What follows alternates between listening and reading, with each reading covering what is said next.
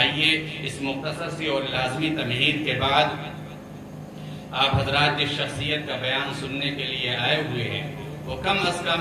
آپ لوگوں کے لیے تو محتاج تعارف نہیں ہے، اس لیے بغیر کسی تعریف اور تعارف کے آپ کے محبوب اور پسندیدہ مقرر مرشد امت حضرت مولانا عبدالحلیم صاحب نور اللہ مرقدہ کے پوتے مدرسہ عربیہ ریاض العلوم کے استاد حضرت مولانا مفتی احمد شمیم صاحب کی ذات گرامی سے میں درخواست کروں گا کہ حضرت تشریف لائیں اور اپنے خطاب کا آغاز کریں۔ علیکم ورحمۃ اللہ وبرکاتہ۔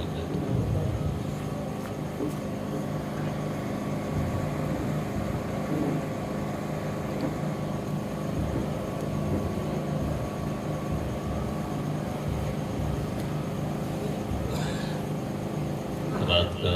9:15 بجا چاہتا ہے۔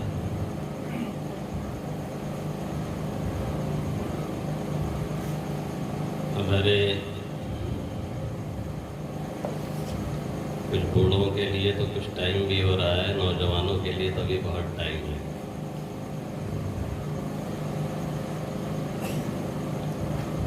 کیونکہ ہمارے نوجوان آج کل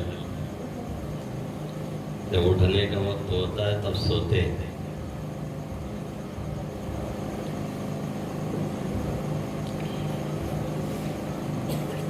بہرحال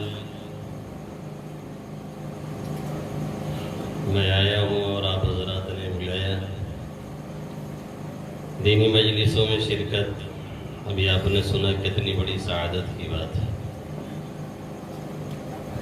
یہ سب گولڈن چانسز ہوتے ہیں جو کبھی کبھی ملتے ہیں۔ اور دوسری بات یہ کہ جب آپ حضرات آ ہی گئے ہیں تو یہاں پہ آپ کو ہیئرنگ نہیں کرنا ہے، لسننگ کرنا ہے۔ سماع نہیں، استماع۔ عربی میں کہتے ہیں سماع یعنی کانوں سے سننا، اور استماع کا مطلب ہوتا ہے دل سے سننا، دل دماغ ایک دم لگا کر کے۔ اسی کو انگریزی میں کہتے ہیں ہیئرنگ اور لسننگ۔ ہیئرنگ کا مطلب ہے کان میں آواز پڑ گئی، اور لسننگ کا مطلب ہے کہ ہم سننے کے لیے اس بات کو تیار بیٹھے اور اس کی طرف متوجہ ہیں، ہم سنتے ہیں، اسے آبزرو کرتے ہیں، اسے لیتے ہیں۔ جب یہ بات ہوتی ہے تو وہ بات دل دماغ کو اپیل کرتی ہے، پھر دماغ میں بیٹھ جاتی ہے، بار بار دماغ کو اپیل کرتی ہے، متوجہ کرتی ہے، بار بار ہمیں اور آپ کو خیال دلاتی ہے کہ یہ کام صحیح ہے، یہ کام غلط ہے۔ بسا اوقات ہوتا یہ ہے کہ ہم بہت سی مجلسوں میں شریک تو ہو جاتے ہیں، لیکن ہمارا دل دماغ ٹھیک سے وہاں پہ حاضر نہیں ہوتا ہے، تو پھر وہ لسننگ نہیں ہو پاتی، وہ ہیئرنگ رہ جاتی ہے، اور ہیئرنگ سے کوئی خاص فائدہ نہیں ہوتا ہے۔ اب جیسے آپ بیٹھے ہیں، ہم بیٹھے ہیں تو ظاہر پروگرام سننے آئے ہیں۔ ہم اور آپ اس لیے نہیں بیٹھے ہیں کہ کوئی کتا جا رہا ہو بھونک دے تو اس کی آواز کو ہمیں سننا ہے، اسے کیچ کرنا ہے۔ بائی چانس اس نے بھونک دی، آواز آ گئی، کان میں پڑ گئی، تو یہ ہیئرنگ ہو گیا۔ اب آپ لیسننگ کریں گے، تقریر۔ ہیئرنگ ہے یہ کتے کی آواز۔ اب آپ گھر جائیں اور اگر آپ نے لیسننگ نہیں کی ہے، استماع نہیں کیا ہے، صرف ہیئرنگ کر کے گئے ہیں، اور آپ کی اہلیہ، آپ کی بہن، آپ کی والدہ پوچھیں کہ گئے تھے بیان میں، کیا بیان ہوا تھا، تو آپ کہتے ہیں کتا بھونک رہا تھا،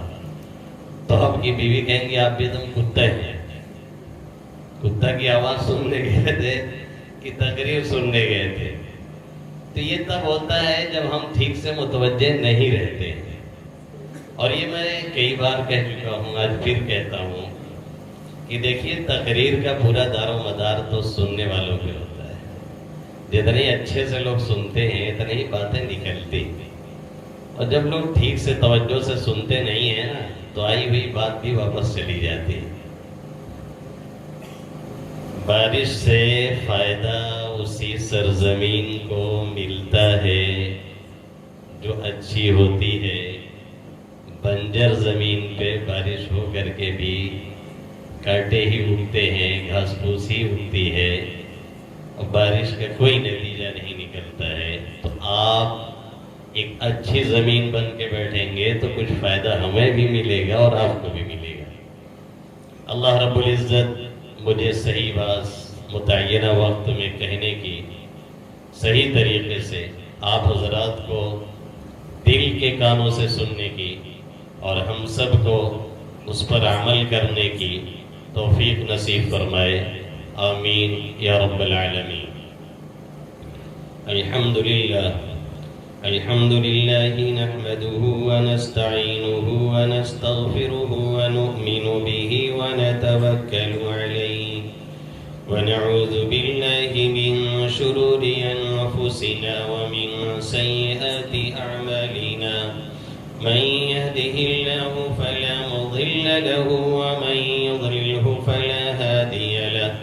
ونشهد أن لا إله إلا الله وحده لا شريك له، ونشهد أن سيدنا وقدوتنا وحبيبنا ومولانا محمدا عبده ورسوله صلى الله تعالى عليه وعلى آله وأصحابه وأولاده وأزواجه وأنصاره وأتباعه وأشياعه ومحبيه وأمته وعلينا معهم أجمعين، وسلم تسليما كثيرا كثيرا. أما بعد، فقد قال الله تبارك وتعالى في كتابه المجيد بعد أعوذ بالله من الشيطان الرجيم، بسم الله الرحمن الرحيم. وقالوا ربنا إنا أطعنا سادتنا وكبراءنا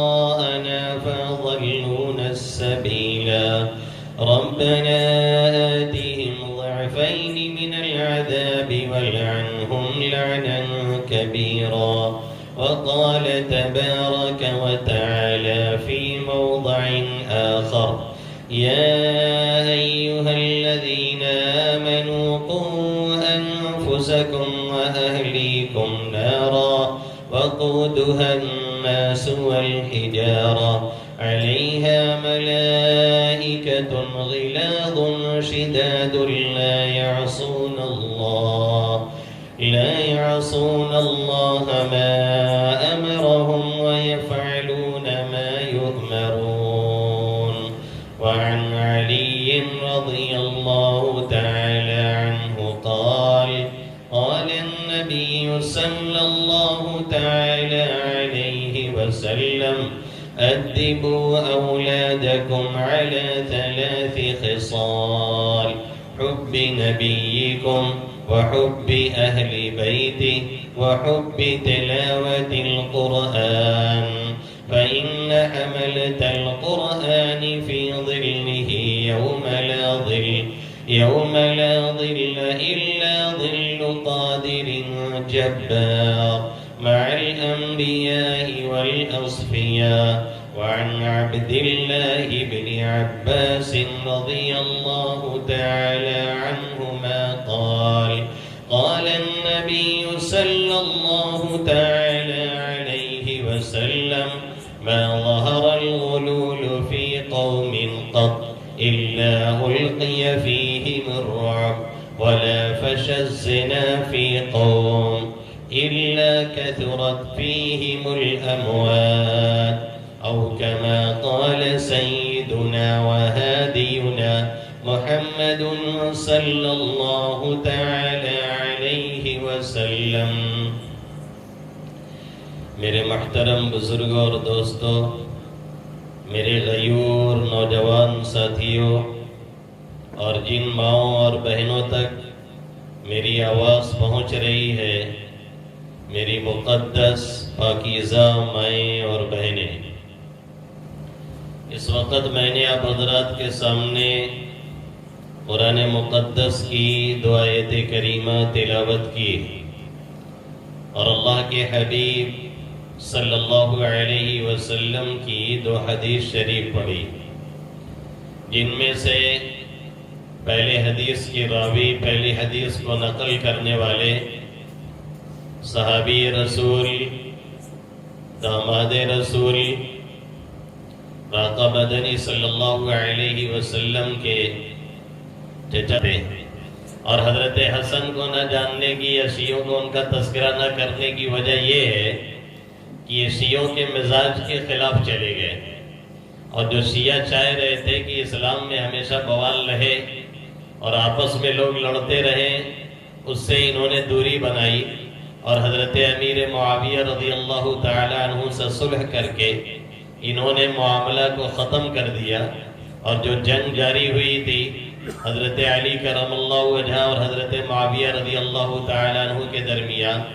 منافقین اور غداروں کی وجہ سے اسے انہوں نے ختم کر دیا، اس لیے ان کا نام وہ کم لیتے ہیں،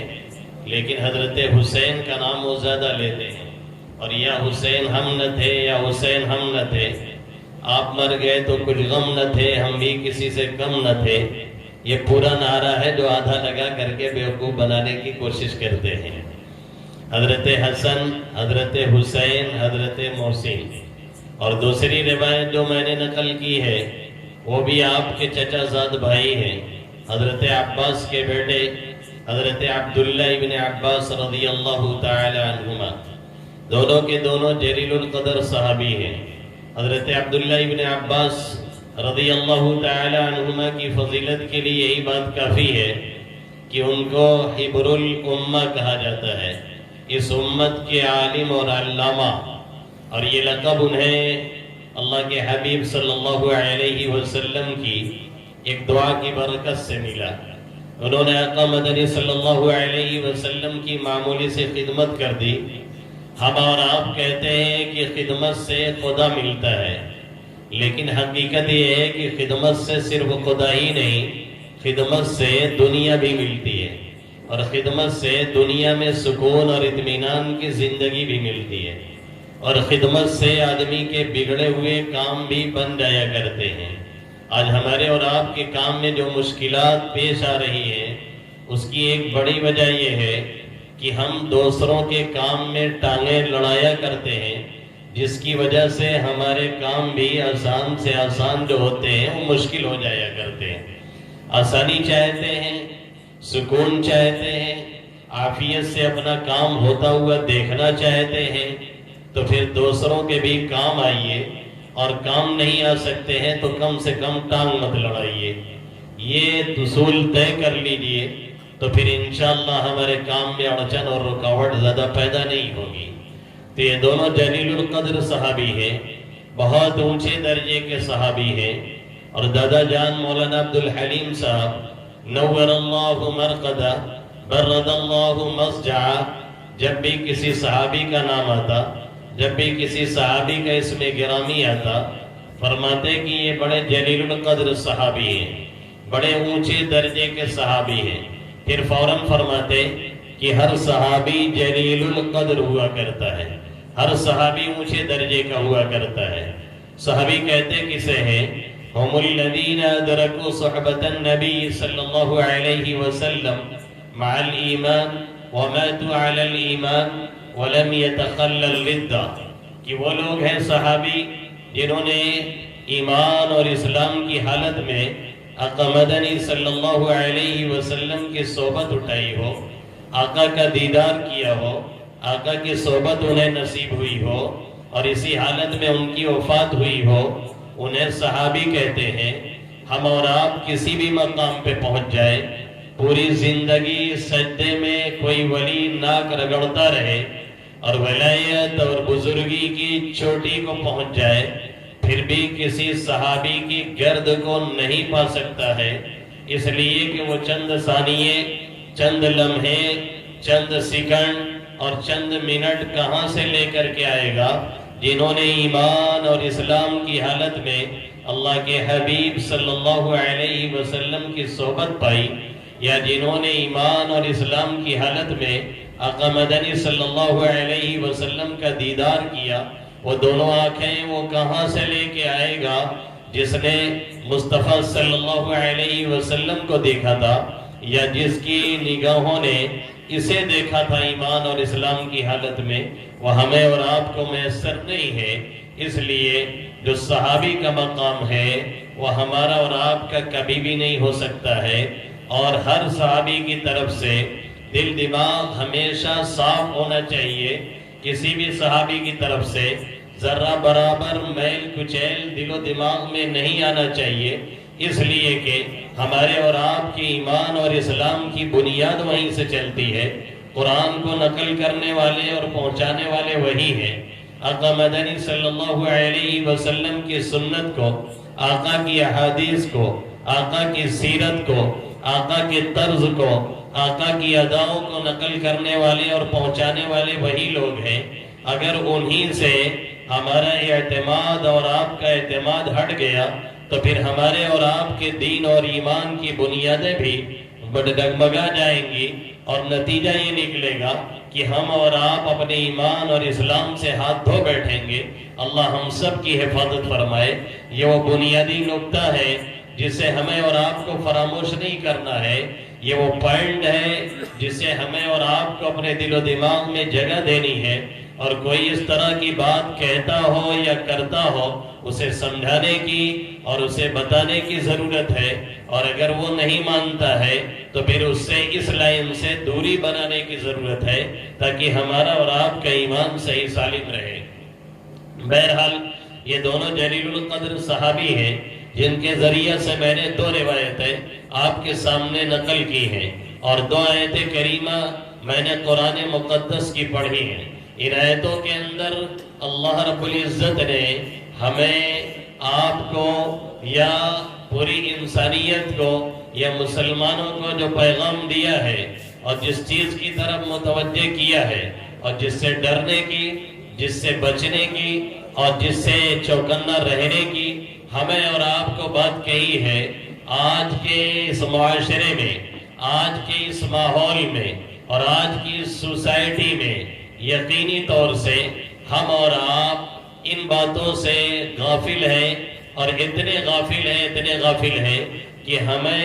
ان باتوں میں یا ان آیتوں میں کیا باتیں کہی گئی ہیں اور کیا پیغام دیا گیا ہے اور کس چیز کی طرف متوجہ کیا گیا ہے، ہمیں اور آپ کو شاید خبر بھی نہیں ہے۔ جو آیت کریمہ میں نے سورہ تحریم کی تلاوت کی ہے، جس آیت کی میں نے ابھی تلاوت کی ہے، اس کے اندر اللہ رب العزت نے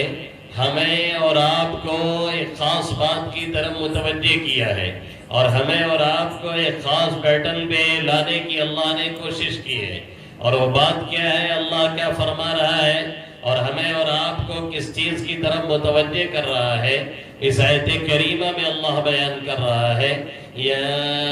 ایھا الذین آمنوا قوا انفسکم واہلیکم نارا وقودها الناس والحجارہ، اے ایمان والو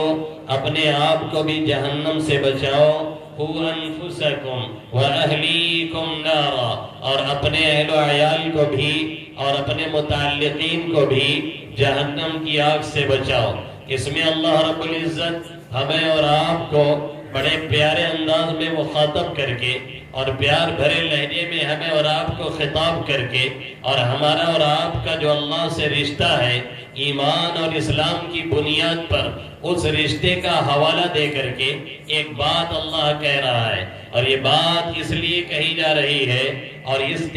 طرز پر اس لیے کہی گئی ہے تاکہ یہ سمجھ لیا جائے کہ آگے کی جو باتیں کہی جا رہی ہیں، آگے جو باتیں کی جا رہی ہیں، وہ ہمارے اور آپ کی خیر خواہی پہ مبنی ہے، وہ ہمارے اور آپ کی بہتری پہ مبنی ہے، وہ ہمارے اور آپ کی بھلائی کے لیے کہی جا رہی ہے۔ جیسے ایک باپ اپنے بیٹے کو کبھی نام لے کر کے پکارتا ہے، اور ایک باپ کبھی اسی بیٹے کو بیٹا کہہ کر کے پکارتا ہے، ظاہر ہے بیٹا کے سننے میں جو لطف ہوتا ہے اور جو کنیکشن باپ اور بیٹے کا نظر آتا ہے، وہ اپنا نام سننے میں وہ مزہ نہیں ہے، اور اپنا نام سننے میں وہ باپ اور بیٹے کا کنیکشن نہیں نظر آتا ہے۔ باپ جب بیٹا کہہ کر کے پکارتا ہے تو یہ سمجھ میں آتا ہے کہ ہمارے والد محترم نے ہمارا ان کا جو رشتہ تھا اور جو تعلق تھا اس کا بھرپور انہوں نے خیال کیا ہے، انہوں نے اس کا لحاظ کیا ہے۔ اس کا مطلب آگے بھی جو بات وہ کہیں گے،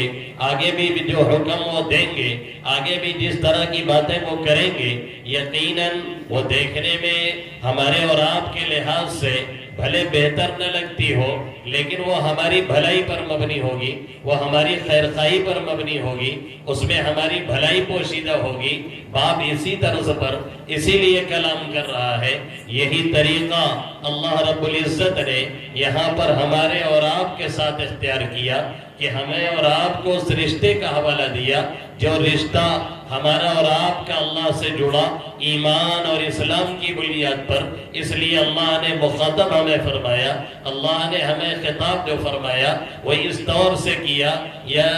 ایہا الذین آمنوا، اے ایمان والو، یعنی یہ کہ جو رشتہ ہمارا اور تمہارا ایمان کی بنیاد پہ جڑا ہوا ہے، ہمارا کلمہ پڑھ لینے پر، ہماری خدائی کا اقرار کرنے پر، ہماری ربوبیت کا اعتراف کرنے پر ہمارا تمہارا جو رشتہ جڑ گیا ہے، اس رشتے کا حوالہ دے کر کے ہم تمہاری بھلائی کے لیے ایک بات کہہ رہے ہیں۔ تمہاری اس میں بھلائی ہے، تمہاری آل اولاد کی بھلائی ہے، تمہاری نسلوں کی بھلائی ہے، اور اگر تم نے اسے خیال میں رکھا اور کیئر کیا تو تمہاری نسلیں نہیں، نسلن در نسلیں آنے والی نسلوں تک کے لیے تمہاری نسلوں کی حفاظت ہوتی رہے گی، ان کی دین بھی سورے گا، ان کی دنیا بھی بنے گی، ان کی دین کی بھی حفاظت ہوگی، ان کی دنیا کی بھی حفاظت ہوگی، ان کا دین بھی محفوظ رہے گا، ان کی دنیا بھی محفوظ رہے گی، ان کا یہ جہاں بھی محفوظ رہے گا، اور ان کا وہ جہاں بھی محفوظ رہے گا۔ دنیا اور آخرت دونوں جگہ میں انہیں صلاح اور فلاح اور کامیابی ملے گی، اور کامیابی ان کا قدم چومے گی۔ اس لیے اللہ رب العزت نے فرمایا، اے ایمان والو، قوا انفسکم واہلیکم نارا، اپنے آپ کو جہنم کی آگ سے بچاؤ، اور اپنے متعلقین کو بھی، اپنے آل اولاد کو، اپنے بیٹے کو، اپنی بیٹی کو، اپنے نواسے کو، اپنے ناتی کو، اپنی نتنی کو، اپنے پوتے کو، اپنی بیوی بچوں کو، جو بھی تمہاری ماتحتی میں رہتے ہیں، جس پہ تمہارا حکم چل سکتا ہے، اور جو بھی تمہاری کچھ سن سکتے ہیں، اور جو بھی تمہاری کچھ اطاعت کر سکتے ہیں، اور جو بھی تمہاری مان کر چلتے ہیں، یا جن کے تم خرچ برداشت کرتے ہو، اور جو تمہارے انڈر میں آتے ہیں اور ماتحتی میں زندگی گزارتے ہیں، ان سب کا تمہیں خیال کرنا ہے اور ان سب کو بچانے کی فکر کرنی ہے۔ اس میں اللہ رب العزت نے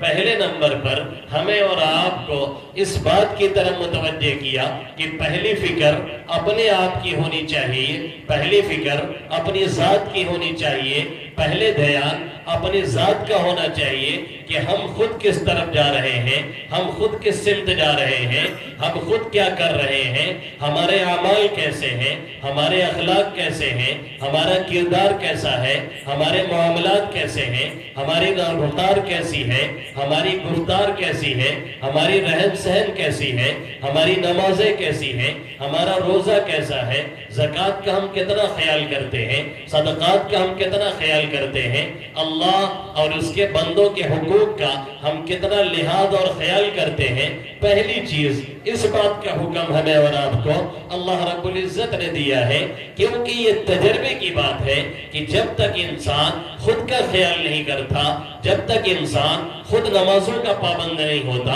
جب تک انسان خود روزے کا پابند نہیں ہوتا، جب تک انسان خود یاد الہی میں مست نہیں ہوتا، جب تک انسان ذکر اللہ کے ذریعہ سے اپنے دل و دماغ کو روشن نہیں کرتا ہے، جب تک انسان یاد الہی میں اس کا دل مچلتا نہیں ہے، جب تک انسان کا جسم اور رواں رواں اللہ کی آیتوں کو سن کر کے لرزتا نہیں ہے اور اس کا جسم کانپتا نہیں ہے، جس کے بارے میں اللہ رب العزت قرآن مقدس میں ارشاد فرماتا ہے، تقشعر منہ جلود الذین یخشون ربهم ثم تلین جلودهم وقلوبهم الی ذکر اللہ۔ جب وہ اللہ کا کلام سنتے ہیں تو ان کے رونگٹے کھڑے ہو جاتے ہیں، جب وہ اللہ کا کلام سنتے ہیں تو ان کے رونگٹے بھرا اٹھتے ہیں. تقشعر منہ جلود الذین یخشون ربہم، جن کے اندر اللہ کی خشیت ہے، جن کے اندر اللہ کا خوف ہے، جن کے اندر اللہ کا ڈر ہے. جب انہیں قرآن سنایا جاتا ہے، جب قرآن کی آیتیں ان کے سامنے پڑھی جاتی ہیں، جب تلاوت کلام اللہ ان کے سامنے کی جاتی ہے، وجلت قلوبہم، ان کے دل ڈر جایا کرتے ہیں، ان کے رونگٹے کھڑے ہو جایا کرتے ہیں، ان کے رونگٹے بھرا اٹھتے ہیں، ان کے جسم پہ لرزہ طاری ہوتا ہے اور ان کے دل مچلنے لگتا ہے. ید الہی میں تقشعر منہ جلود الذین یخشون ربہم ثم تلین جلودہم وقلوبہم الی ذکر اللہ. پھر ید الہی کے لیے ان کے دل اور ان کے جسم جھکتے ہیں، پھر وہ اللہ کی یاد میں مست ہوتے ہیں. جب کوئی اس طرح سے زندگی گزارتا ہے اور جب کوئی اپنے آپ کو ان آیتوں کے سانچے میں ڈھالتا ہے اور جب کوئی اپنے آپ کو ان آیتوں کے مطابق ڈھالنے کی کوشش کرتا ہے تو پھر نتیجہ یہ نکلتا ہے کہ اس کی کہی ہوئی بات میں ایک اثر ہوتا ہے. پھر نتیجہ یہ نکلتا ہے کہ جو باتیں وہ کہتا ہے دوسرے بھی اس سے اثر لیتے ہیں. آج اثر نہ پہنچنے کی ایک وجہ یہ بھی ہو چکی ہے، ایک تو سامنے والے اثر لینے کے لیے تیار نہیں، اور دوسرے جو مؤثر ہے جسے اثر ڈالنا ہے وہ بھی اس لائق نہیں ہے کہ اثر ڈال سکے. ہم باتیں کچھ کر رہے ہیں، ہمارے اعمال کچھ ہیں. مولانا صاحب تقریر 3 گھنٹے کی کرتے ہیں اور رات کے 12 نہیں 3 بج گئے ہیں، اور صبح فجر میں پتہ چلا کہ وہ امام صاحب مقتدی کو تلاش کر رہے ہیں اور مقتدی صاحب امام صاحب کو تلاش کر رہے ہیں. ظاہر ہے ایسے میں باتیں جو ہوتی ہیں وہ ہوائی ہو جایا کرتی ہیں، پھر سامنے والے پہ وہ باتیں اثر انداز نہیں ہوتی ہیں، کانوں کو اس کے متاثر نہیں کرتی ہیں. ایک باپ ہے وہ سگریٹ پہ سگریٹ دھنکا رہا ہے اور جس مجلس میں بیٹھتا ہے ایک ایک پیکٹ ٹھوک کر کے ختم کر دیتا ہے اور اپنی اولاد کو بار بار منع کرتا ہے اور بار بار ٹوکتا ہے، تو ظاہر ہے اولاد بھی کہے گی یہ بھی منٹل آپ بڑودے دکھ رہے ہیں، اپنا تو ہر مجلس میں ایک پیکٹ مار جاتے ہیں اور ہمارے 1-2 پینے پہ اتنا یہ ہنگامہ کرتے ہیں. بھائی مشکل کیا ہے، تھوڑی سی جو ہم نے پی لی ہے اپنا تو بار بار پیتے ہیں اور ہمیں بار بار منع کرتے ہیں. حالانکہ وہ سمجھنا اس کو چاہیے کہ بھائی وہ اسی لیے منع کر رہے ہیں کہ اس کا نقصان انہوں نے اٹھا رکھا ہے، اس کے نقصانات کو انہوں نے دیکھ رکھا ہے، اس لیے منع کر رہے ہیں. لیکن وہ بات متاثر نہیں کر رہی ہے اپنی اولاد کو. کیوں نہیں کر رہی ہے؟ اس لیے کہ وہ خود عمل نہیں کر رہا ہے، وہ کہنے والا خود اس پر عامل نہیں ہے. نتیجہ کیا ہوتا ہے کہ دوسرے بھی اس پر عمل نہیں کرتے ہیں. نو اسموکنگ کا بورڈ لگا رہا ہوتا ہے اور جو لگا رہا ہوتا ہے وہ خود سگریٹ لیے رہتا ہے. اب وہ لگا رہا ہے نو اسموکنگ کا بورڈ اور خود سگریٹ دکھا کر کے وہیں پہ پی رہا ہے، تو ظاہر ہے دوسرا کون اس پہ عمل کرے گا؟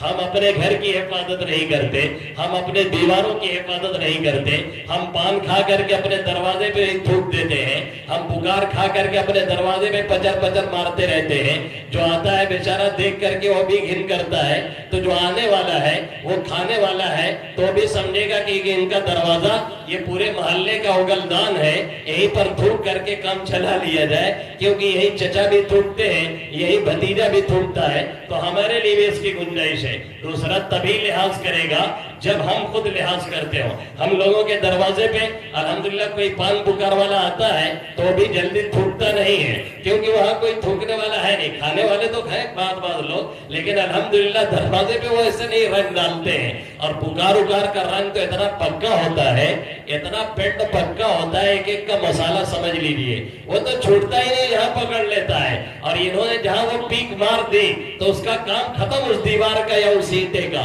اب اسی سے آپ سمجھ لیجیے کہ جس منہ پہ، جس جبڑے پہ اور جس دانت پہ وہ لگتا ہوگا اس کا کیا اثر کرتا ہوگا. یہ ہر سال کی رپورٹ ہے کہ جب بھی رپورٹ آتی ہے کینسر والوں کی تو اس میں کئی لاکھ صرف گٹکا کھانے والے ہوتے ہیں جو کینسر کی بیماری میں مبتلا ہوتے ہیں. اور وہ ڈینجرس بیماری ہے جس میں جانے کے بعد انسان ہوپلیس کا شکار ہو جاتا ہے اور پہلے ہی موت کے فرشتے کے آنے سے پہلے ہی موت کے ڈیسیزن لے لیتا ہے کہ اب ہم کو بچنا نہیں ہے، اللہ رب العزت تمام خطرناک بیماریوں سے ہم سب کی حفاظت فرمائے۔ اور بہت بڑا بڑا بورڈ جہاں پہ یہ بکتا ہے لگا رہتا ہے، smoking is colour, is a silent colour, یہ خاموش ایک تباہ کرنے والی چیز ہے، خاموشی سے خودکشی کرنے کی طرح سے ہے، لیکن ہم اور آپ ہیں کہ مان کر کے نہیں دیتے، اور کتنے اس کی وجہ سے موت کے منہ میں پہنچ گئے ہیں،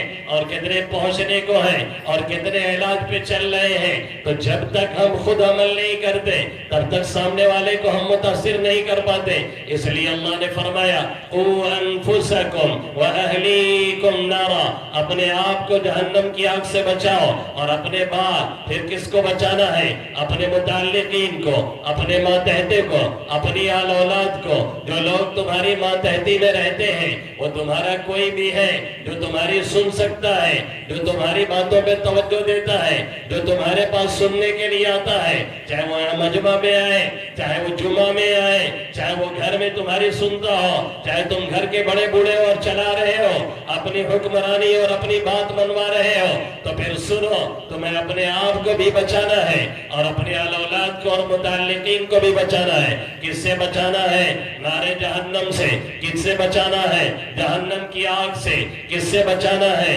جہنم کی اس آگ سے جو 70 سالوں تک بھگائی گئی، جلائی گئی، اور جس کے جلنے کی کیفیت یہ نہیں ہے جو یہاں کی آگوں کی ہے، جس پہ ہم اور آپ ہاتھ نہیں لگا سکتے۔ اس پہ کوئی چیز رکھی ہوتی ہے تو اس پہ ہاتھ لگانا تو دور کی بات ہے، ڈائریکٹ آگ پہ چھوڑیے۔ جو برتن، جو سامان، جو توا، جو دیگچی آگ پہ ہم اور آپ رکھتے ہیں اپنے ہاتھوں سے جلانے کے بعد، جو ہم نے دنیا کے ایندھن سے تیار کی ہے، جس میں ہم نے گھاس پھوس کا استعمال کیا ہے، یا جس میں ہم نے بانس کی پھلیاں اور بانس کی ہم نے کپچیاں لگائی ہیں، یا جس میں ہم نے لکڑیاں لگائی ہیں، یا جس میں ماڈرن دور میں گیس سے ہم نے جلایا ہوا ہے، ہم اسے ڈائریکٹ آگ پہ چھونا تو دور کی بات ہے۔ آگ پہ جو برتن ہوتا ہے اس پہ بھی ہاتھ نہیں ڈالتے ہیں، بلکہ بالواسطہ انڈائریکٹ کوئی صافی، کوئی کپڑا لے کر کے پھر برتن کو اتارتے ہیں، اور اگر دھوکے سے برتن پہ ہاتھ لگ گیا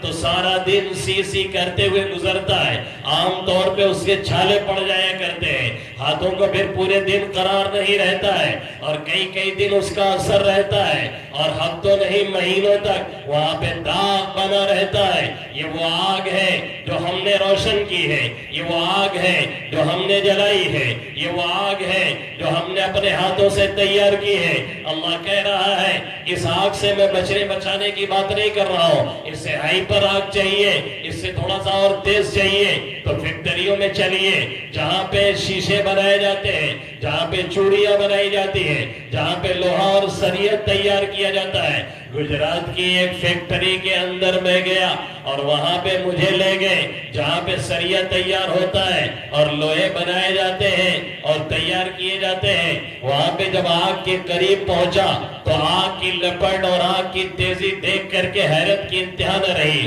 وہ شیپ جو جہاز پانی میں دوڑتے ہیں اور اس میں وہ موٹی موٹی جو چادر لگتی ہے لوہے کی کئی انچ موٹی، وہ آتی ہے اور کاٹی جاتی ہے، اور کاٹنے کے بعد آگ کی تیزی کا اندازہ لگائیے۔ اس آگ میں ادھر سے ایک بندہ داخل کرتا ہے اور سامنے دوسرا بندہ اسے کھینچ کر کے 2-4 سیکنڈ کے بعد نکالتا ہے۔ وہ لوہا نہیں رہ جاتا، وہ لوہا پوری آگ میں تبدیل ہو چکا ہوتا ہے۔ پھر وہ بڑے بڑے دستبنے ہوتے ہیں، یہاں کے بوٹ پہنے ہوئے ہوتے ہیں، اور پورے فین بڑے بڑے ان کے آگے پیچھے چلتے رہتے ہیں، اور ہر گھنٹے پہ انہیں شکر اور لیمو اور اس طرح سے پانی پلایا جاتا ہے، کیونکہ وہ آگ کے بڑے قریب ہوتے ہیں۔ اس آگ کے قریب جانا بھی ایسا لگتا ہے کہ ہم آگ کے بیچ میں کھڑے ہو رہے ہیں، ایسا محسوس ہوتا ہے۔ جو وہاں پہ ڈیوٹی کرتے ہیں انہیں دیکھنے کے بعد یہ یاد آتا ہے کہ ایسے ہی داروغہ جہنم بھی ہوگا جسے اللہ رب العزت جہنم کے اوپر کھڑا رکھے گا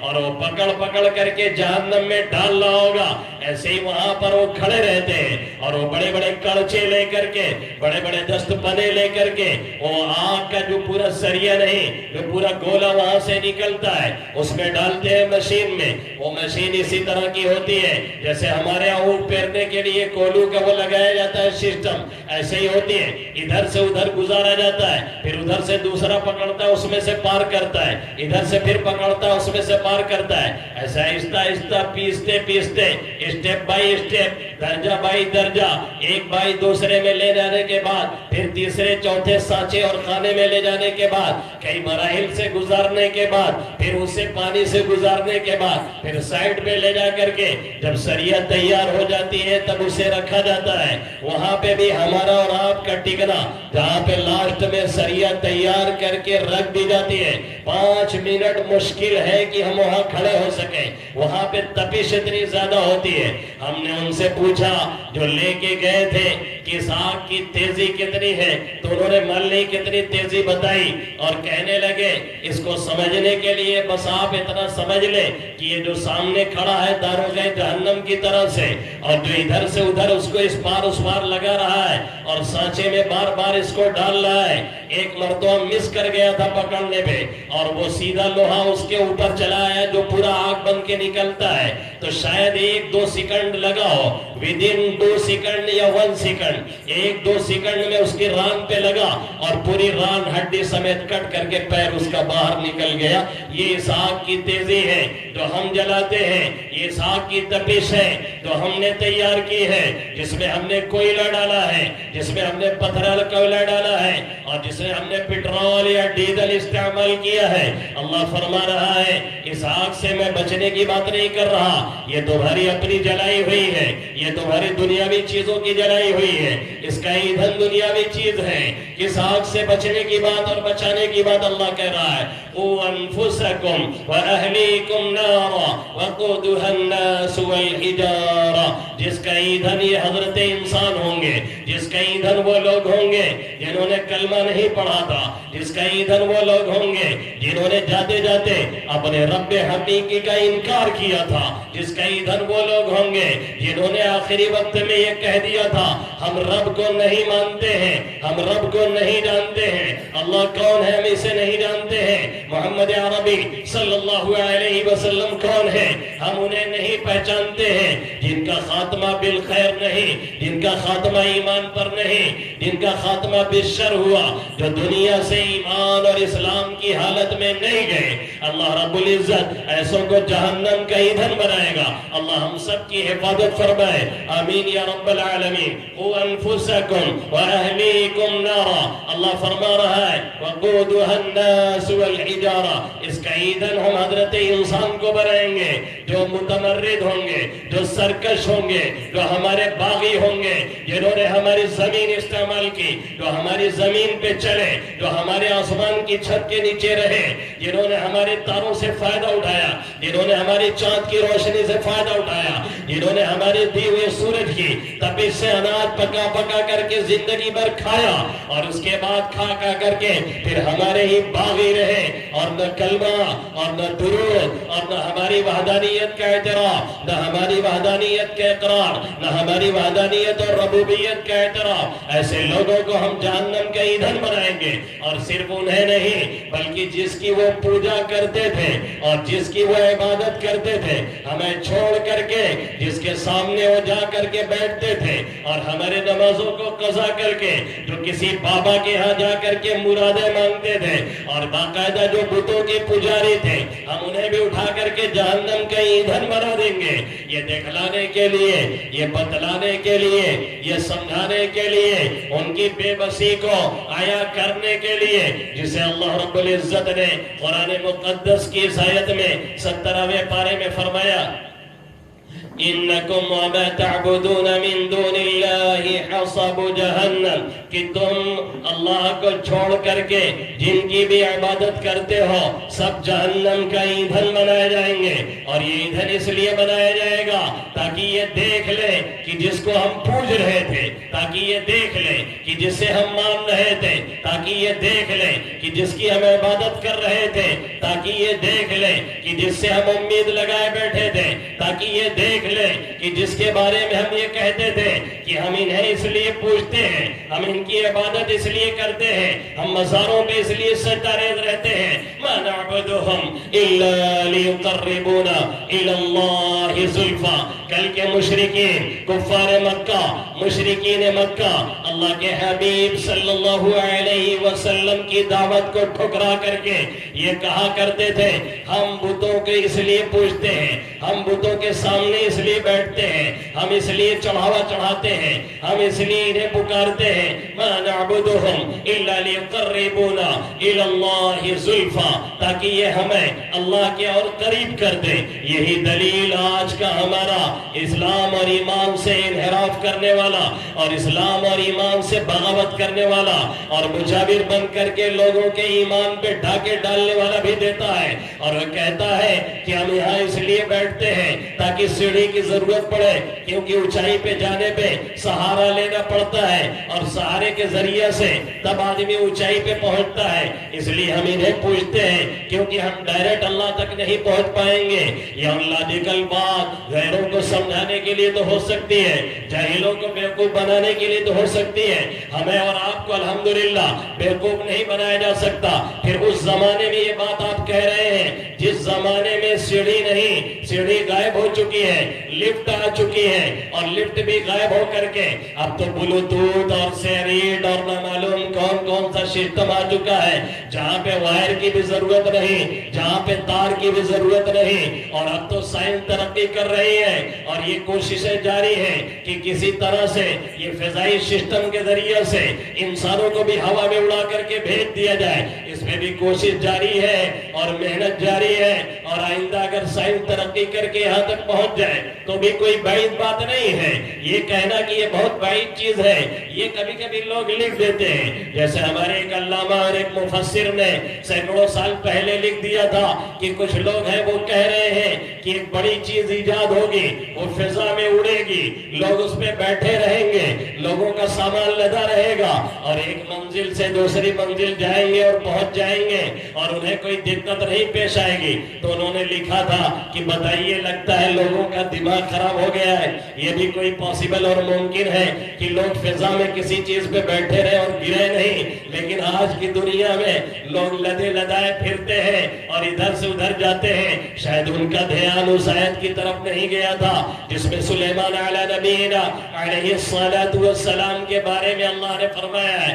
وَسَخَّرْنَا لَهُ الرِّيحَ تَجْرِي بِأَمْرِهِ رُخَاءً حَيْثُ أَصَابَ، ہم نے ان کے لیے ہوا کو مسخر کیا، ہم نے ان کے لیے پانی کو تابع کیا، ہم نے ان کے لیے انسانوں کو تابع بنایا، ہم نے ان کے لیے جناتوں کو تابع بنایا، وہ بڑے تخت پہ سونے کے بیٹھ جاتے اور ان کے ساتھی اور ہواری بیٹھ جاتے اور اس کے بعد وہ ہوا کو آرڈر کرتے، ہوا لے کر کے انہیں اڑتی اور جہاں چاہتے وہ منٹوں سیکنڈوں میں پہنچ جاتے۔ شیاطین اور جنات کا پورا عملہ آگے پیچھے لگا رہتا۔ میں تو سمجھتا ہوں اسی آیت پہ ریسرچ کر کے اور اسی آیت پہ غور کر کے سائنسدانوں نے جہاز کی ایجاد کیا ہوگا اور یہ سمجھ لیا ہوگا کہ ہوا میں وہ طاقت ہے اور فضا میں یہ سسٹم ہے جس کے ذریعے سے لوگوں کو بیٹھا کر کے ادھر سے ادھر پہنچایا جا سکتا ہے۔ تو یہ زمانہ ماڈرن ہو چکا ہے۔ اب اس زمانے میں اس طرح کی باتیں کہنا کہ جب تک ہم قبر پہ جھکیں گے نہیں اور جب تک سیڑھی کا سہارا نہیں لیں گے اور جب تک بتوں کا سہارا نہیں لیں گے تب تک رب حقیقی تک کیسے پہنچیں گے؟ یہ وہ بات ہے جو مشرکین مکہ، کفار مکہ اللہ کے حبیب صلی اللہ علیہ وسلم کی دعوت پہ کہا کرتے تھے۔ یہی بات یہ بھی کہتے ہیں۔ پھر یہ بات وہاں پہ صادق آتی ہے جہاں پہ کوئی بہت دور ہو، یہاں تو رب کہتا ہے وَنَحْنُ أَقْرَبُ إِلَيْهِ مِنْ حَبْلِ الْوَرِيدِ، ہم تو تمہاری شہ رگ سے بھی زیادہ تم سے قریب ہیں۔ پھر یہاں پہ سیڑھی کی ضرورت کیا ہے؟ ضرورت کیا ہے؟ رب جب شہ رگ سے زیادہ قریب ہے تو پھر دوری نہیں، جب دوری نہیں تو کوئی مجبوری نہیں، جب کوئی مجبوری نہیں تو پھر سیڑھی اور لفٹ کی ضرورت کیا ہے؟ اس طرح سے لوگوں کو بیوقوف نہ بنایا جائے۔ اللہ اسی لیے ان معبودان باطلہ کو جن کی عبادت کی جا رہی تھی اور جن کی پوجا کی جا رہی تھی اس دنیا کے اندر اور جو اپنی پوجا کرنے کا حکم دیتے تھے، یہ شیاطین، یہ جنات، ان کو بھی جہنم کا ایندھن بنا دیا جائے گا اور یہ دکھایا جائے گا اور یہ کہا جائے گا کہ لوگ جن کی پوجا کرتے تھے ان کا تو حال خود یہی ہے، وہ تمہیں کیا بچائیں گے؟ جن کے بارے میں تمہارا خیال یہ تھا کہ ہمارے سفارشی بنیں گے، وہ اپنا سہارا تو بن نہیں سکے، وہ دوسرے کا سہارا کس طرح سے بنیں گے؟ اس لیے انہیں بھی جہنم کا ایندھن بنایا جائے گا۔ تو اللہ فرما رہا ہے قُوْ أَنفُسَكُمْ وَأَهْلِيكُمْ نَارًا وَقُودُهَا النَّاسُ وَالْحِجَارَةُ، اپنے آپ کو جہنم کا ایندھن مت بناؤ، اس سے اپنے آپ کو بچاؤ، اپنے متعلقین کو بچاؤ۔ کس آگ سے؟ جس کا ایندھن حضرت انسان ہے، جس کا ایندھن یہ جنات ہے، جس کا ایندھن یہ شیاطین ہے، جس کا ایندھن یہ معبودان باطلہ ہے، اور اس پہ جو فرشتے مقرر ہیں، جن کو لگایا گیا ہے، جن کو ڈیوٹی دی گئی ہے، جن کو کام پہ مقرر کیا گیا ہے، ان کا حال کیا ہے؟ وَأَهْلِيكُمْ نَارًا وَقُودُهَا النَّاسُ وَالْحِجَارَةُ عَلَيْهَا مَلَائِكَةٌ غِلَاظٌ شِدَادٌ لَا يَعْصُونَ اللَّهَ مَا أَمَرَهُمْ وَيَفْعَلُونَ مَا يُؤْمَرُونَ۔ اس پر ایسے فرشتے مقرر ہیں جو سخت مزاج ہیں، جو تندخو ہیں، جن کے اندر رحم نہیں، جن کے اندر نرمی نہیں، جن کے اندر کاڈلی نہیں، جن کے اندر رحم دلی نہیں ہے۔ جب سامنے والا روتا اور دھوتا ہے، اگر آدمی کے اندر نرمی ہوتی ہے، آدمی ترس کھا کے چھوڑ دیتا ہے، سامنے والا معافی چاہتا ہے، آدمی کے اندر رحم ہوتا ہے، آدمی ترس کھا کے چھوڑ دیتا ہے، سامنے والا رحم کی بھیک مانگتا ہے، آدمی دیکھتا ہے تو اس کے اوپر ترس آتا ہے اور اسے چھوڑ دیتا ہے۔ اللہ کہہ رہا ہے ہم نے یہاں پر جن کو ڈیوٹی دے رکھی ہے اور جن کو ڈیوٹی پہ لگا رکھا ہے، ان کے اندر رحم نام کی کوئی چیز نہیں ہے، ان کے اندر ہم نے یہ مادہ ہی نہیں رکھا ہے۔ اس لیے بچ کر کے آئیے گا۔ علیہا ملائکۃ غلاظ شداد لا یعصون اللہ ما امرهم، اور وہ ہمارے حکم کی مخالفت تو چھوڑ دیجیے، جو ہم کہہ رہے ہیں اس کے خلاف وہ کبھی کر ہی نہیں سکتے۔ وَيَفْعَلُونَ مَا يُؤْمَرُونَ، جو انہیں حکم دیا جا رہا ہے وہ کر کے رہیں گے، جو انہیں بتایا گیا ہے وہ کر کے رہیں گے، اسے کبھی وہ بغاوت نہیں کر سکتے، اور بغاوت کرنا تو بڑی دور کی بات ہے، جو کہا گیا ہے اس کے خلاف وہ سوچ بھی نہیں سکتے، ان کے اندر یہ مادہ نہیں، ان کے اندر یہ صلاحیت نہیں ہے۔ اس آیت کریمہ کے ذریعے سے اللہ ہمیں پیغام دے رہا ہے، اللہ آپ کو پیغام دے رہا ہے، اللہ بھڑکڑا والوں کو پیغام دے رہا ہے، اللہ مانی والوں کو پیغام دے رہا ہے، اللہ گرینی والوں کو پیغام دے رہا ہے، اللہ چوکیا والوں کو پیغام دے رہا ہے، اللہ یو پی، بہار، بنگال اور انڈیا والوں کو اور پوری دنیا والوں کو یہ میسج اور پیغام دے رہا ہے کہ اس دنیا میں جو ہم نے تمہیں بھیجا ہے صرف اس لیے نہیں کہ تمہارا مقصد کھانا ہے، صرف اس لیے نہیں کہ تمہارا مقصد عیاشی کرنا ہے، صرف اس لیے نہیں کہ تمہارا مقصد جوتنا اور بونا ہے، صرف اس لیے نہیں کہ تمہارا مقصد بچے پیدا کرنے ہیں، صرف اس لیے نہیں کہ انہیں بہترین جاب کی تلاش کروا دینی ہے، صرف اس لیے نہیں کہ انہیں بہترین ملازمت پہ لگوا دینا ہے، صرف اس لیے نہیں کہ تمہیں لگژری کاروں سے چلنا ہے، صرف اس لیے نہیں کہ لگژری لائف تمہیں گزارنی ہے، صرف اس لیے نہیں کہ تمہیں پیلس اور بنگلے میں رہنا ہے، بلکہ اس لیے بھیجا ہے کہ تاکہ تم جا کر کے ہمارے یہاں آنے کی تیاری کرو، اپنے آپ کو بچاؤ اور اپنی آل اولاد کو بچاؤ، چہتی اولاد تمہارا جہنم کا ایندھن نہ بننے پائے۔ تم دنیا میں اپنی چہتی اولاد کو اپنے سامنے تڑپتا ہوا دیکھ نہیں پاتے ہو۔ ایک باپ کے بیٹے کو اگر ہلکا سا سردی اور بخار ہو جاتا ہے تو بھی وہ بے چین ہو جاتا ہے۔ اگر باپ واقعی باپ ہے اور ماں واقعی ماں ہے اور اس کے اندر شفقت اور نرمی ہے اور ہوتی ہے یقیناً، تو پھر اسے بے چینی ستاتی ہے۔ باپ کے اندر وہ رحمت ہے اور ماں کے اندر وہ شفقت اور نرمی ہے کہ اگر بیٹے کو چھینک اور سردی ہو جاتی ہے تو پتہ چلا کہ پوری رات جاگ جاگ کر کے یہ والدین ان کے لیے گزارتے ہیں۔ کیوں گزارتے ہیں؟ بیٹا تکلیف میں ہے، کیوں گزارتے ہیں؟ بیٹی تکلیف میں ہے، کیوں گزارتے ہیں؟ نادی تکلیف میں ہے، کیوں گزارتے ہیں؟ نواسا تکلیف میں ہے۔ یہ معمولی سی تکلیف ہمیں اور آپ کو برداشت نہیں ہے، اس کے لیے ایک ڈاکٹر، ایک کے بعد دوسرا ڈاکٹر، دوسرے کے بعد تیسرا ڈاکٹر، یہ ہاسپٹل اور وہ ہاسپٹل، جب تک آرام نہ ملے تب تک چین سے نہ بیٹھے، جب تک سکون نہ ملے تب تک سکون سے نہ بیٹھے۔ انہیں سکون ملتا ہے آل اولاد کے سکون میں رہنے سے، انہیں چین ملتا ہے آل اولاد اولاد کے چین میں رہنے سے انہیں راحت ملتی ہے، آل اولاد کے راحت میں رہنے سے انہیں اطمینان ہوتا ہے، آل اولاد کے اطمینان میں جانے سے پھر یہی والدین آخر جو دنیا کے معاملے میں اتنے حساس ہیں اور جنہیں دنیاوی راحت اتنی پسند ہے اور چاہت ان کی اتنی زیادہ ہے، پھر آخرت سے اتنے غافل ہم اور آپ کیوں ہیں کہ ہمیں اس آیت کا ترجمہ تک پتہ نہیں، ہمیں اس آیت کے پیغام تک کا پتہ نہیں، ہمیں اس آیت کے بارے میں ذرہ برابر خیال نہیں کہ ہمیں اپنے آپ کو بچانا ہے، ہمیں اپنے متعلقین کو بچانا ہے، ہمیں اپنے والدین کو بچانا ہے، ہمیں اپنی اولاد کو بچانا ہے، ہمیں اپنے بیوی بچوں کو بچانا ہے، ہمیں پوری انسانیت کو بچانے کی فکر کرنی ہے۔ اس آیت کے ذریعے سے اللہ ہمیں اور آپ کو یہ پیغام دے رہا ہے اور یہ بتلا رہا ہے کہ ہمیں بچانے کے لیے کچھ محنت کرنی ہے، کچھ کام ہے جو کرنے ہیں، کچھ صلاحیتیں ہیں جو لگانی ہے، کچھ صلاحیتیں ہیں جو بچوں کے اندر ہم نے رکھی ہے، اسے کھوجنا ہے، اسے تلاش کرنا ہے، اسے نکالنا ہے، اسے دیکھنا ہے، اسے پرکھنا ہے، ان صلاحیتوں کو اجاگر کرنا ہے۔ اللہ قرآن میں کیا فرماتا ہے؟ فَأَقِمْ وَجْهَكَ لِلدِّينِ حَنِيفًا فِطْرَةَ اللَّهِ الَّتِي فَطَرَ النَّاسَ عَلَيْهَا لَا تَبْدِيلَ لِخَلْقِ اللَّهِ ذَلِكَ الدِّينُ الْقَيِّمُ وَلَكِنَّ أَكْثَرَ النَّاسِ لَا يَعْلَمُونَ۔ اللہ کہہ رہا ہے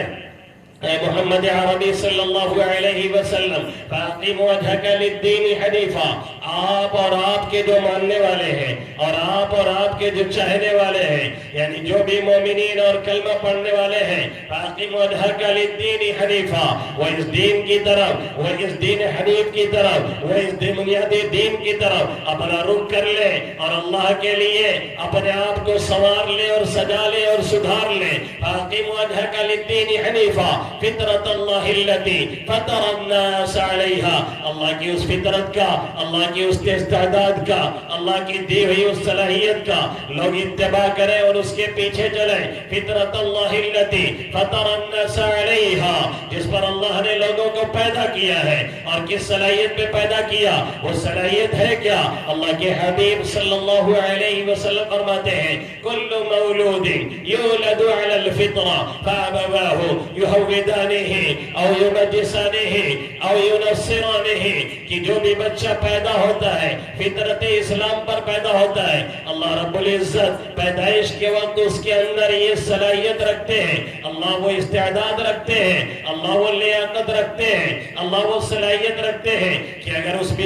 بچے کو ماحول ہمارا خراب نہ کرے، اسے آزاد کسی ماحول میں چھوڑ دیا جائے جہاں پہ غیر اللہ کی پرستش نہ ہو، جہاں پہ اللہ کے علاوہ کسی کو پوجا نہ جائے، ایسے ماحول میں اسے رکھا جائے تو یقیناً وہ بڑا ہوگا، اس کے اندر کی روح اور اس کے اندر کی نفسانیت اسے یہی پکارے گی اور یہی کہلوائے گی لا الہ الا اللہ، اللہ کے سوا کوئی معبود نہیں، اس لیے کہ وہ آسمان جو برجوں والا ہے، جس پہ اتنا بڑا سورج لگا ہے، جس پہ اتنا بڑا چاند لگا ہے، جو راتری میں رات میں چاندنی کرتا ہے، اور جس میں یہ تارے ٹکے ہوئے ہیں، اور یہ زمین جو چل رہی ہے اور اس پر جو چیزیں اگ رہی ہیں، ظاہر ہے یہ معمولی چیز خود سے نہیں ہو سکتی ہے، یہ ایک کرسی ہے، یہ بھی دیکھ کر کے ہمارا دل و دماغ یہی کہتا ہے اسے کسی نے بنایا ہے، یہ میٹیریل کہیں سے لایا گیا ہوگا، یہ پلاسٹک کہیں سے حاصل کی گئی ہوگی، پھر کسی بنانے والے نے اسے بنایا ہوگا،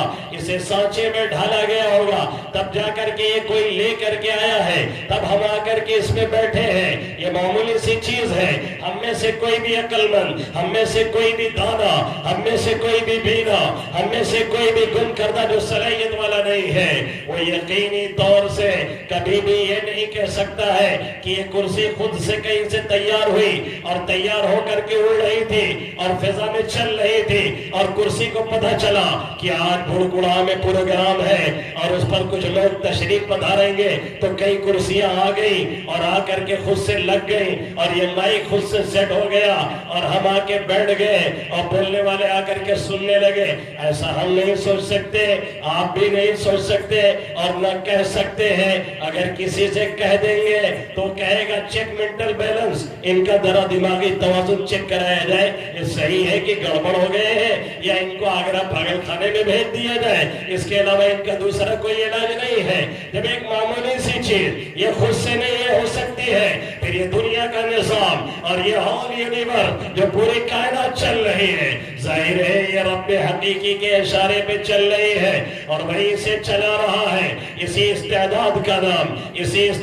کا نام فطرت ہے جو اللہ نے ہر پیدا ہونے والے بچے کے اندر رکھی ہے۔ یہ ہمارا بلیو ہے، یہ ہمارا فنڈامنٹل رائٹ ہے، یہ ہمارے حقوق ہے دینی اور مذہبی بنیاد پہ، اور ہر جگہ میں سے بولتے اور کہتے ہیں اور کہہ سکتے ہیں کہ ہر بچہ فطرت اسلام پہ پیدا ہوتا ہے، یعنی اس کے اندر اللہ وہ صلاحیت رکھ دیتا ہے جس صلاحیت کو اگر بگاڑا نہ جائے، جس صلاحیت کو برباد نہ کیا جائے تو یہی کہے گا رب ایک ہے، وہ یہی کہے گا خالق ایک ہے، وہ یہی کہے گا مالک ایک ہے، وہ یہی کہے گا رزاق ایک ہے، وہ یہی کہے گا ربوبیت صرف اسی کو حاصل ہے، وہ یہی کہے گا نظام کائنات کو چلانے والا کوئی ہے پاورفل، کوئی شکتی اور طاقت ہے جو کہیں اور ہے اس نظام کو چلا رہی ہے۔ اللہ کے حبیب صلی اللہ علیہ وسلم فرما رہے ہیں کل مولود یولد علی الفطرہ فابواہ یہودانہ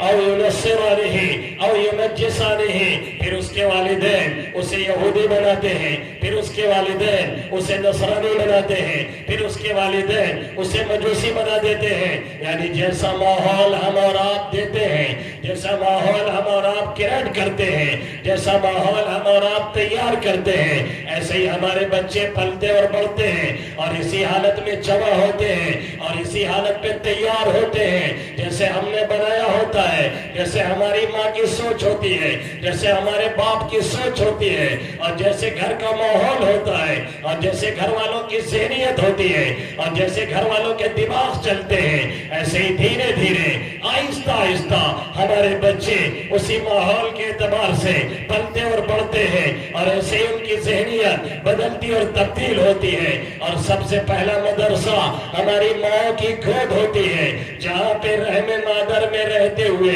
جہاں پہ ماں کے پیٹ میں رہتے ہوئے بچہ باہر کی صلاحیتوں سے بھی فائدہ اٹھایا کرتا ہے اور متاثر ہوتا رہتا ہے۔ آج کی سائنس یہ کہنے لگی ہے کہ جب بچہ ماں کے پیٹ میں ہوتا ہے تو باہر کی چیزوں سے بھی متاثر ہوتا ہے۔ آج کا ڈاکٹر کہتا ہے، آج کی سائنس کہتی ہے، آج کے ڈمڈی کہتے ہیں، آج کے بی ایم ایس کہتے ہیں، 1450 سال پہلے محمد عربی صلی اللہ علیہ وسلم نے یہ بتلا دیا تھا اور یہ سمجھا دیا تھا اور یہ کہہ دیا تھا کہ بچہ جب ماں کے پیٹ میں ہوتا ہے تو باہری اثرات سے متاثر ہوتا ہے۔ کیا یہ حقیقت ہے یا نہیں ہے؟ کیا یہ حقیقت کھلی ہوئی نہیں ہے کہ جب ماں امید سے ہوتی ہے تو بچے کو بچانے کے لیے ماں کو پرہیز کرایا جاتا ہے؟ کیوں پرہیز کرایا جاتا ہے؟ اس لیے تاکہ ہونے والے بچے پہ برے اثرات نہ پڑے۔ ماں کو کہا جاتا ہے اس مہینے میں یہ غذا کھانی ہے، ماں کو کہا جاتا ہے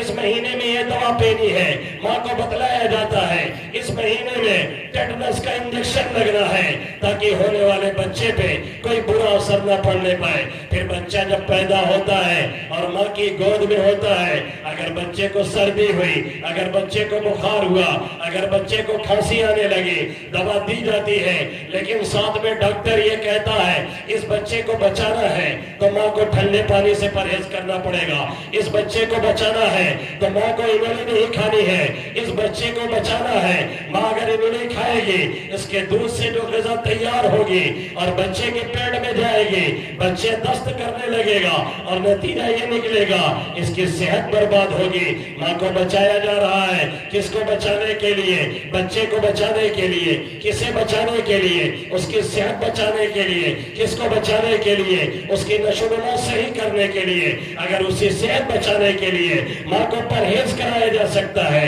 اگر اس کی صحت کو صحیح رکھنے کے لیے باپ کو پرہیز کرایا جا سکتا ہے، اگر اس کی صحت کو صحیح رکھنے کے لیے گھر کی فریج کو بند کیا جا سکتا ہے، تو یقیناً اس کے دین اور ایمان کو صحیح رکھنے کے لیے ہمیں اور آپ کو پرہیز کرنا ضروری ہے۔ اس لیے اللہ کے حبیب صلی اللہ علیہ وسلم فرما رہے ہیں جو بھی بچہ پیدا ہوتا ہے وہ فطرت اسلام پہ پیدا ہوتا ہے، اسلامی لیاقت اور اسلامی صلاحیت اس کے اندر ہوتی ہے۔ مائیں اپنا کیئر کریں، مائیں اپنا خیال کریں، مائیں یہ دھیان میں رکھیں یہ بچہ جو ہمارے جسم میں ہے، جو ہمارے جسم کا حصہ ہے، وہ ہماری سوچ کے مطابق ڈھلے گا، وہ ہماری سوچ کے مطابق پلے گا، وہ ہماری سوچ کے مطابق بڑھے گا۔ بھڑکڑا میں پیدا ہونے والا اسے یہ نہیں بتانا پڑتا ہے کہ تو بھڑکڑا کے انداز میں بات کر، اسے یہ نہیں کہنا پڑتا ہے تو یہاں کی دیہاتی بول وہ اسی انداز سے بولتا ہے۔ جونپور شہر میں پیدا ہونے والا وہ جیسے جیسے بڑا ہوتا ہے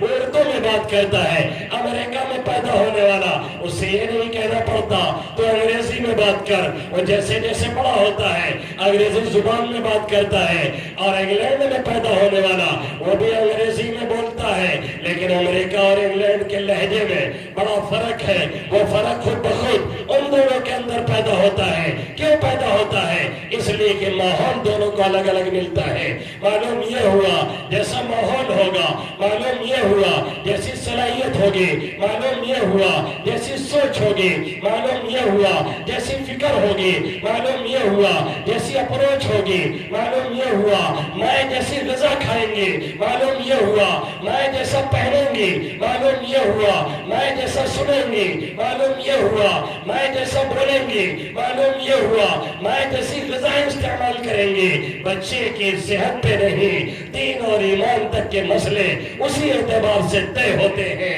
آج ہماری ماں اور بہنوں نے کیئر کرنا چھوڑ دیا ہے۔ جب امید سے ہوتی ہے وہی ناچ گانے ہیں، وہی بلو فلم ہے، وہی مووی ہے، وہی سیریل ہے، وہی کان میں آنے ٹھسے ہیں۔ ہر وقت گانا چل رہا ہے، ہر وقت سیریل چل رہا ہے، سبزی چل رہی ہے، گانا چل رہا ہے، کھانا پک رہا ہے، بری سوچ آ رہی ہے، کھانا پک رہا ہے، ساس بہو کے جھگڑے ہیں، ساس نے بہو کو کچھ کہا ہے، بہو کھانا پکا رہی ہے اور اس میں چرچرا رہی ہے اور جلا رہی ہے سبزی کو اور کہہ رہی ہے وہ چھن کی بھیا نے اسے کھاد رہی، ابے سبزیوں کی چرا کے دھائی دیتے ہیں۔ آج پتہ چلی کہ کاؤ کھاتا ہے، یہ بوڑھا بہت ٹوڑا ہوا ہے، باہر بیٹھ کر کے بہت ٹوڑ رہا ہے، آج ان سب کو ٹھیک کر دینا ہے۔ سائنسداں کہتے ہیں، ڈاکٹر کہتے ہیں، جو کھڑا ہو کر کے کھانے پہ اس طرح کی سوچ سے بولتا ہے، کھانے والوں کے اوپر بھی اسی سوچ کا اثر پیدا ہوتا ہے۔ ایک علاقے میں ایک باپ، یہ واقعہ ہمارے گارجین سنے، ہمارے پیرنٹ سنے، ہمارے بڑے سنے، ہمارے بوڑھے سنے، ہمارے ذمہ دار سنے، ہماری ماں اور بہنوں تک میری آواز پہنچ رہی ہے۔ دل کی تختی پہ سونے کے قلم سے، چاندی کے پانی سے اسے لکھ کر کے، نوٹ کر کے لے کر کے جائیں۔ آج ہم کہتے ہیں ہماری اولاد کو فلانے نے برباد کر دیا، فلانے نے برباد کر دیا، فلانے نے برباد کر دیا۔ ارے سب نے برباد کیا تو آخر ٹھیک کون کرے گا؟ ٹھیک کرنے کا ٹھیکہ ہمارے سر تھا، آپ کے ذمہ تھا، ہمارے چچا کے سر تھا، ہمارے باپ کے سر تھا، ہمارے دادا کے سر تھا، ہمارے بوڑھوں کے سر تھا، ہماری دادی کے سر تھا، ہماری نانی کے سر تھا، ہمارے خالہ کے سر تھا۔ یہی جب بھٹک گئے ہیں، یہی جب بگڑ گئے ہیں، اسی لیے جہاں لوگ کہتے ہیں مجھ سے مولانا بچوں کے اوپر ذرا بیان کیجئے یا اپنے بڑوں کا خیال کریں، میں بچوں پہ بعد میں بیان کرتا ہوں، پہلے یہ کہتا ہوں پہلے آج کے باپ خود سیکھ لیں، پہلے آج کے باپ خود سمجھ لیں، پہلے آج کے چچا خود تربیت لے لیں۔ کیا یہ حقیقت نہیں؟ آج کے ہمارے بڑے، آج کے ہمارے بوڑھے، آج کے ہمارے گارجین، آج کے ہمارے پیرنٹ باہر بیٹھے رہتے ہیں، ٹانگ پہ ٹانگ رکھے، لنگی کھلی ہے، آگا پیچھا دکھ رہا ہے، گالی سے بات شروع ہو رہی ہے، گالی پہ بات ختم ہو رہی ہے۔ جس کے باپ کا یہ حال ہے کہ وہ گالی سے بات شروع کرتا ہے اور گالی پہ ختم کرتا ہے، اس کا بیٹا کیا ہر دم کلمہ پڑھے گا؟ اس کا بیٹا کیا تسبیح لے کر کے چلے گا؟ جس کے باپ دادا کی یہ حال ہے، ایک وقت سجدہ کرنے کے لیے تیار نہیں، اس کا بیٹا کیا تہجد گزار ہوگا؟ بہت سے لوگ فون کرتے ہیں اور کہتے ہیں مولانا ہمارا لڑکا پڑھنے کے لیے گیا ہے، ذرا اس کو سنوار دیجئے۔ میں کبھی کبھی مسکرا کے کہتا ہوں مدرسہ اور مکتب کوئی فیکٹری نہیں ہے جس میں ادھر سے گھسڑا جائے اور ادھر سے ٹھیک ہو کر کے نکل آئے۔ پہلی فیکٹری، پہلا مدرسہ، پہلا ایجوکیشن ہال، پہلا میرج ہال، پہلی تربیت گاہ، پہلی تعلیم گاہ ہماری ماں ہے، ہمارا باپ ہے، ہمارے چچا ہے، ہمارے دادا ہے، ہمارے نانا ہے، ہمارے بڑے ہیں، ہمارے گارجین ہیں، ہمارے پیرنٹس ہیں، ہمارے گھرانے ہیں۔ اس کو جیسا کریٹ کیا جائے، جیسا بنایا جائے، ایسے ہی اولاد ہماری اور آپ کی ڈھلتی ہے اور پلتی ہے اور दौड़ती है, वो बाप अपने बेटे को उंगली पकड़ पकड़ करके लेकर के जाता, लेकर के आता, अक्सर बाजार भी लेकर के जाता। 4-5 साल का बच्चा हो गया, कभी बगैर मांगे, कुछ बाप के इशारे के बगैर, कभी कुछ लेता नहीं, कभी कुछ खाता नहीं। कई साल इस तरह से गुजर गए, कोई एक टॉफी भी दे, बच्चा लेने के लिए तैयार ना हो। जब तक बाप इशारा न करे तब तक बच्चा लेना, जब तक बाप इशारा न करे तब तक बच्चा खाए नहीं। एक मरतबा ऐसा हुआ, बाप उसको ले करके बाजार गया और बाजार में बाप सौदा के लिए टहल रहा था, इधर उधर सौदा ले रहा था। एक ठेले के पास पहुंचा, वहां पे बैर बिक रही थी। अब जाहिर है बैर तो बुड़बुड़ा वाले समझ रहे होंगे, कोई यहाँ स्विट्जरलैंड का तो बैठा हुआ नहीं है। बैर न समझेंगे तो फिर इनको कहीं और भेज दिया जाए, अगर इतना भी न समझ रहे हो तो बैर देख रहा था, वो एक ठेले पे बिक रही थी। अब बाप कोई और सामान लेने लगा, तब तक बेटे ने एक बैर उठाई और खा लिया। बाप ने एक तमाचा उसे नसीब किया, लेकिन फिर सोचने लगा कि अभी 4-5 साल गुजर गया और कभी इस तरह की हरकत इसने की नहीं। आज ये क्या माजरा है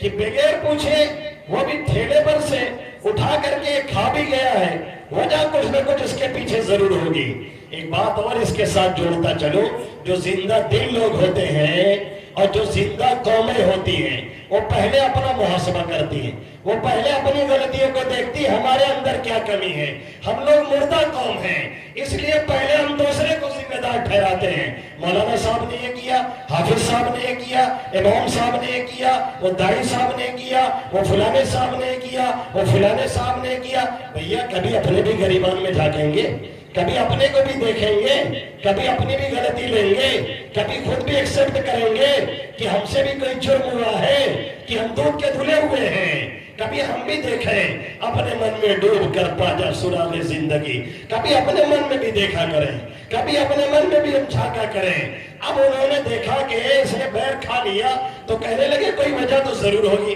जो बच्चा कभी कुछ नहीं छूता था, आज एक बैर कैसे उसने ले ली और खा भी गया उठा करके।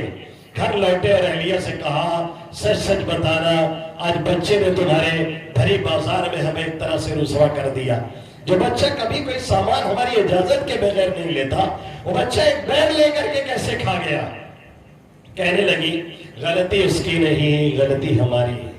मसला ये है कि जब हम उम्मीद से थे,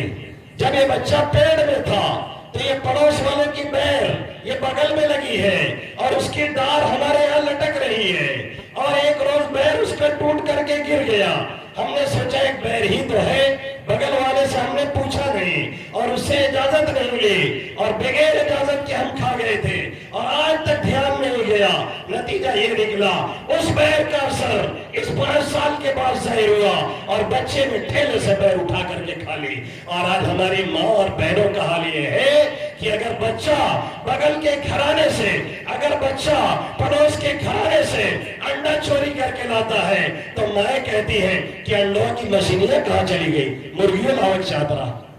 ये हमारी माँ का हाल है। तो फिर हमारे बच्चे सुल्ताना डाकू नहीं बनेंगे तो क्या बनेंगे, फिर हमारे बच्चे चोर नहीं बनेंगे तो क्या बनेंगे, फिर हमारे बच्चे डकैत नहीं बनेंगे तो क्या बनेंगे, फिर हमारे बच्चे मुआशरे पे बोझ नहीं बनेंगे तो क्या बनेंगे। सबको दोष देने से पहले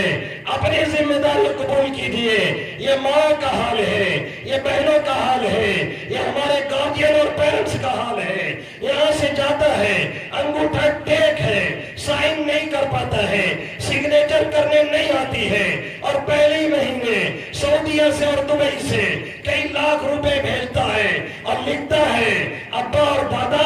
और बेटवा यहाँ पे हम बैंक मैनेजर हैं और अब्बा भी धड़ाधड़ उड़ा रहे हैं। इनको सोचना चाहिए कि वो इंडिया नहीं है कि किसी जाहिल को बैंक मैनेजर बना दिया जाए। वो सऊदीया है, वो दुबई है, वो कतर है, वो अमेरिका है, वो इंग्लैंड है, जहाँ पे कानून का राज है, जहाँ एजुकेशन का राज है, जहाँ पे पढ़े लिखे लोगों को अहमियत दी जाती है। अरे जब वो दस्तखत नहीं कर पाता था, वो अंगूठा टेक था, तो कैसे आपने कबूल कर लिया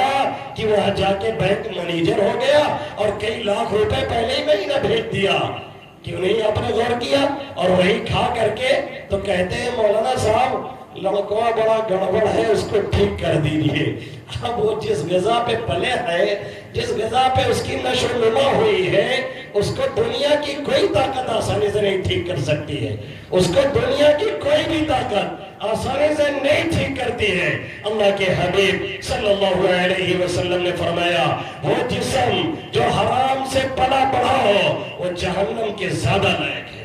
وہ جسم جو حرام سے پلا اور بڑھا ہو وہ جہنم ہی کا مستحق ہے۔ اور ہم اور آپ کیا کہتے ہیں؟ مودی نے ایسا کیا، یوگی نے ایسا کیا۔ آج کی حکومت نہیں رہی، آج کی حکومت تو بکاؤ ہے، ملک بیچ رہی ہے، یہ کر رہی ہے، وہ کر رہی ہے۔ ارے ان کو موقع ملا وہ ملک بیچ رہے ہیں، ہم کو موقع ملا ہم بغل والے کی میل کاٹ رہے ہیں۔ جس کو جتنا موقع ملتا ہے اتنا کر رہا ہے۔ ہم کو موقع ملا ہم نے تیل چوری کر لیا، ہم کو موقع ملا ہم نے کسی کی بیڑی صاف کر دی، ہم کو موقع ملا ہم نے کسی کے جیب میں سے موبائل بھاگ دیا۔ جس کو جتنا چانس مل رہا ہے وہ اتنا کر گزرتا ہے۔ کون پیچھے ہے؟ کہتے ہیں فلاں بڑا ظالم ہے، ہم بھی کہیں کم ظالم نہیں ہیں۔ جو بھی تھوڑا سا پاور میں آتا ہے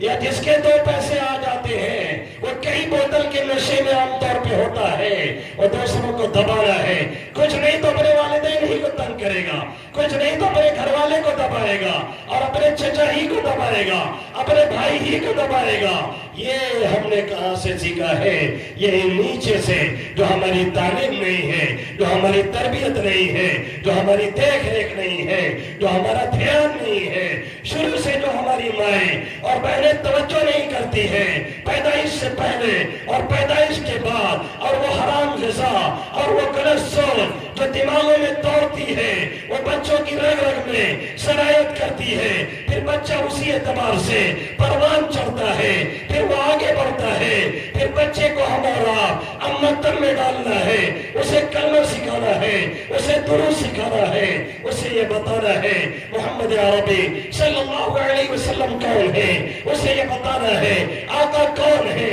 اسے یہ بتانا ہے خدا کون ہے، اسے یہ بتانا ہے اللہ خالق اور مالک ہے، اسے یہ بتانا ہے ایمان کتنی بڑی دولت ہے، اسے یہ بتانا ہے اسی ایمان پہ جینا ہے، اسے یہ بتانا ہے یہ وہ سرمایہ ہے، یہ وہ پونجی ہے، یہ وہ دولت ہے جو بے مانگے اللہ نے ہمیں اور آپ کو دیا ہے۔ اسے بیٹا سنبھال کے رکھنا ہے، گھر چلا جائے، جان چلی جائے، جائیداد چلی جائے، مال چلا جائے، گاؤں اجڑ جائے، پھر بھی ایمان نہ جائے، اسی پہ جینا ہے، اسی پہ مرنا ہے۔ جام شہادت نوش کر کے تمہیں کہنا ہے فزت رب الکعبہ، رب کعبہ کی قسم میں کامیاب ہو گیا۔ کون باپ ہے جو اس طرح سے بیٹے کو سکھا رہا ہو؟ کون ماں ہے جو اس طرح سے سکھا رہی ہو؟ کون دادا ہے جو اس طرح سے سکھا رہا ہو؟ کون دادی ہے جو اس طرح سے سکھا رہی ہو؟ کون نانا ہے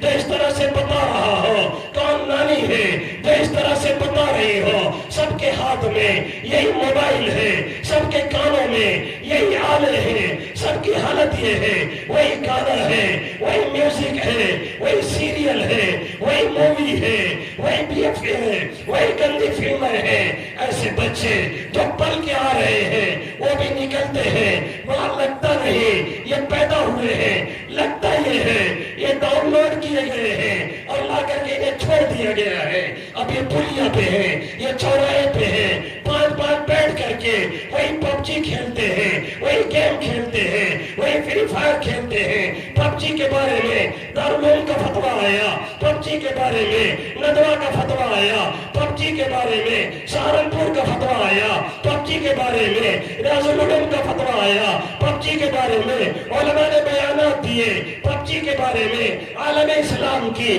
مشہور شخصیت جن کی ذہانت سے، جن کی لیاقت سے، جن کی صلاحیت سے کوئی اختلاف نہیں، کچھ اختلافی مسئلوں میں انہوں نے رائے دی جس کی وجہ سے ہم نے ان سے اختلاف کیا۔ ڈاکٹر ذاکر نائک نے بھی ویڈیو بنا کر کے ڈالی کہ پب جی کھیلنے والا مشرک ہو جاتا ہے، ایمان سے نکل جاتا ہے، پھر اسے کلمہ پڑھنا ہے، اگر شادی شدہ ہے پھر سے اسے شادی کرنی ہے، نکاح پھر سے پڑھانا ہے، اس کا نکاح ٹوٹ چکا ہے، سب کو معلوم ہے، پھر بھی ہمارا نوجوان چوراہے پہ بیٹھ کے پلیے پہ بیٹھ کے گھر پہ بیٹھ کے دالان میں بیٹھ کے شہر میں بیٹھ کے دن رات پب جی کھیلتا ہے. غیر قومیں تمہاری ماں سے تمہاری بہنوں سے ان کی جسموں سے کھیل رہی ہیں, انہیں مرتد بنا رہی ہیں. یہاں کی تنظیمیں کھلم کھلا دھمکی دے رہی ہیں کہ ہم تمہاری بہنوں کو لائیں گے اور ان سے ہندو بچے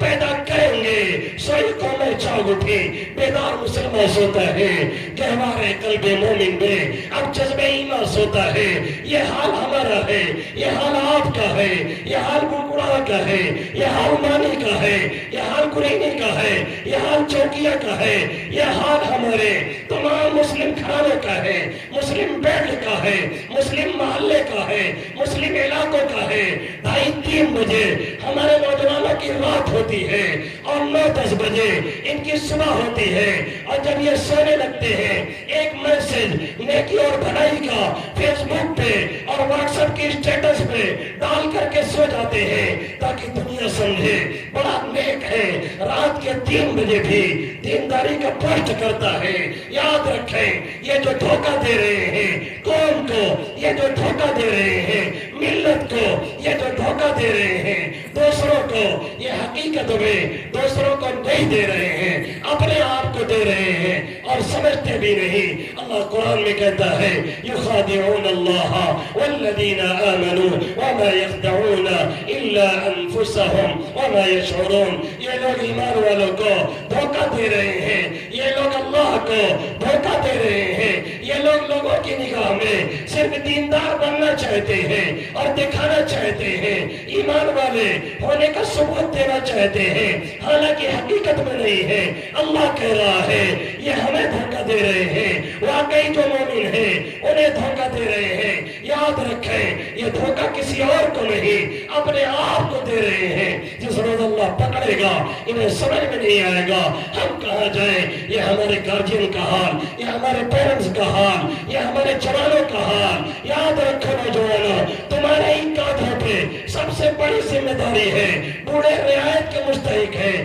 بڑھاپے میں جا چکے ہیں, اور جو بچہ ہے وہ شریعت کا مکلف نہیں ہے. سب سے زیادہ ذمہ داری جو شریعت عائد ہوتی ہے وہ ہمارے نوجوانوں پہ, جن کی عمریں 14-15 سال سے لے کر کے 40-50 تک چل رہی ہے. یہی سب سے بڑے ذمہ دار ہیں. کس کے ذمہ دار ہیں؟ دین کے, ایمان کے, اسے بچانے کے, اسے پیغام دینے کے, اسے عام کرنے کے, دوسروں کو سکھانے کے, دوسروں کو سمجھانے کے. جب ہمارا نوجوان ہی سو جائے اور جب ہماری ماں ہی جو ان کے لیے سجدے میں روتی ہو وہ موبائل میں جا کر کے فرضی کہانی سن کر کے اردو سیریل دیکھ کر کے ڈرامہ دیکھ کر کے رو رہی ہو اور حقیقت دیکھ کر کے کہ ہمارا بچہ جہنم کا ایندھن بن رہا ہے, اس پہ رونا نہ آئے بلکہ ہنس رہی ہو, تو پھر یقین کر لیجئے تباہی اور بربادی ہمارا مقدر بن گئی ہے. اب کوئی بھی قوم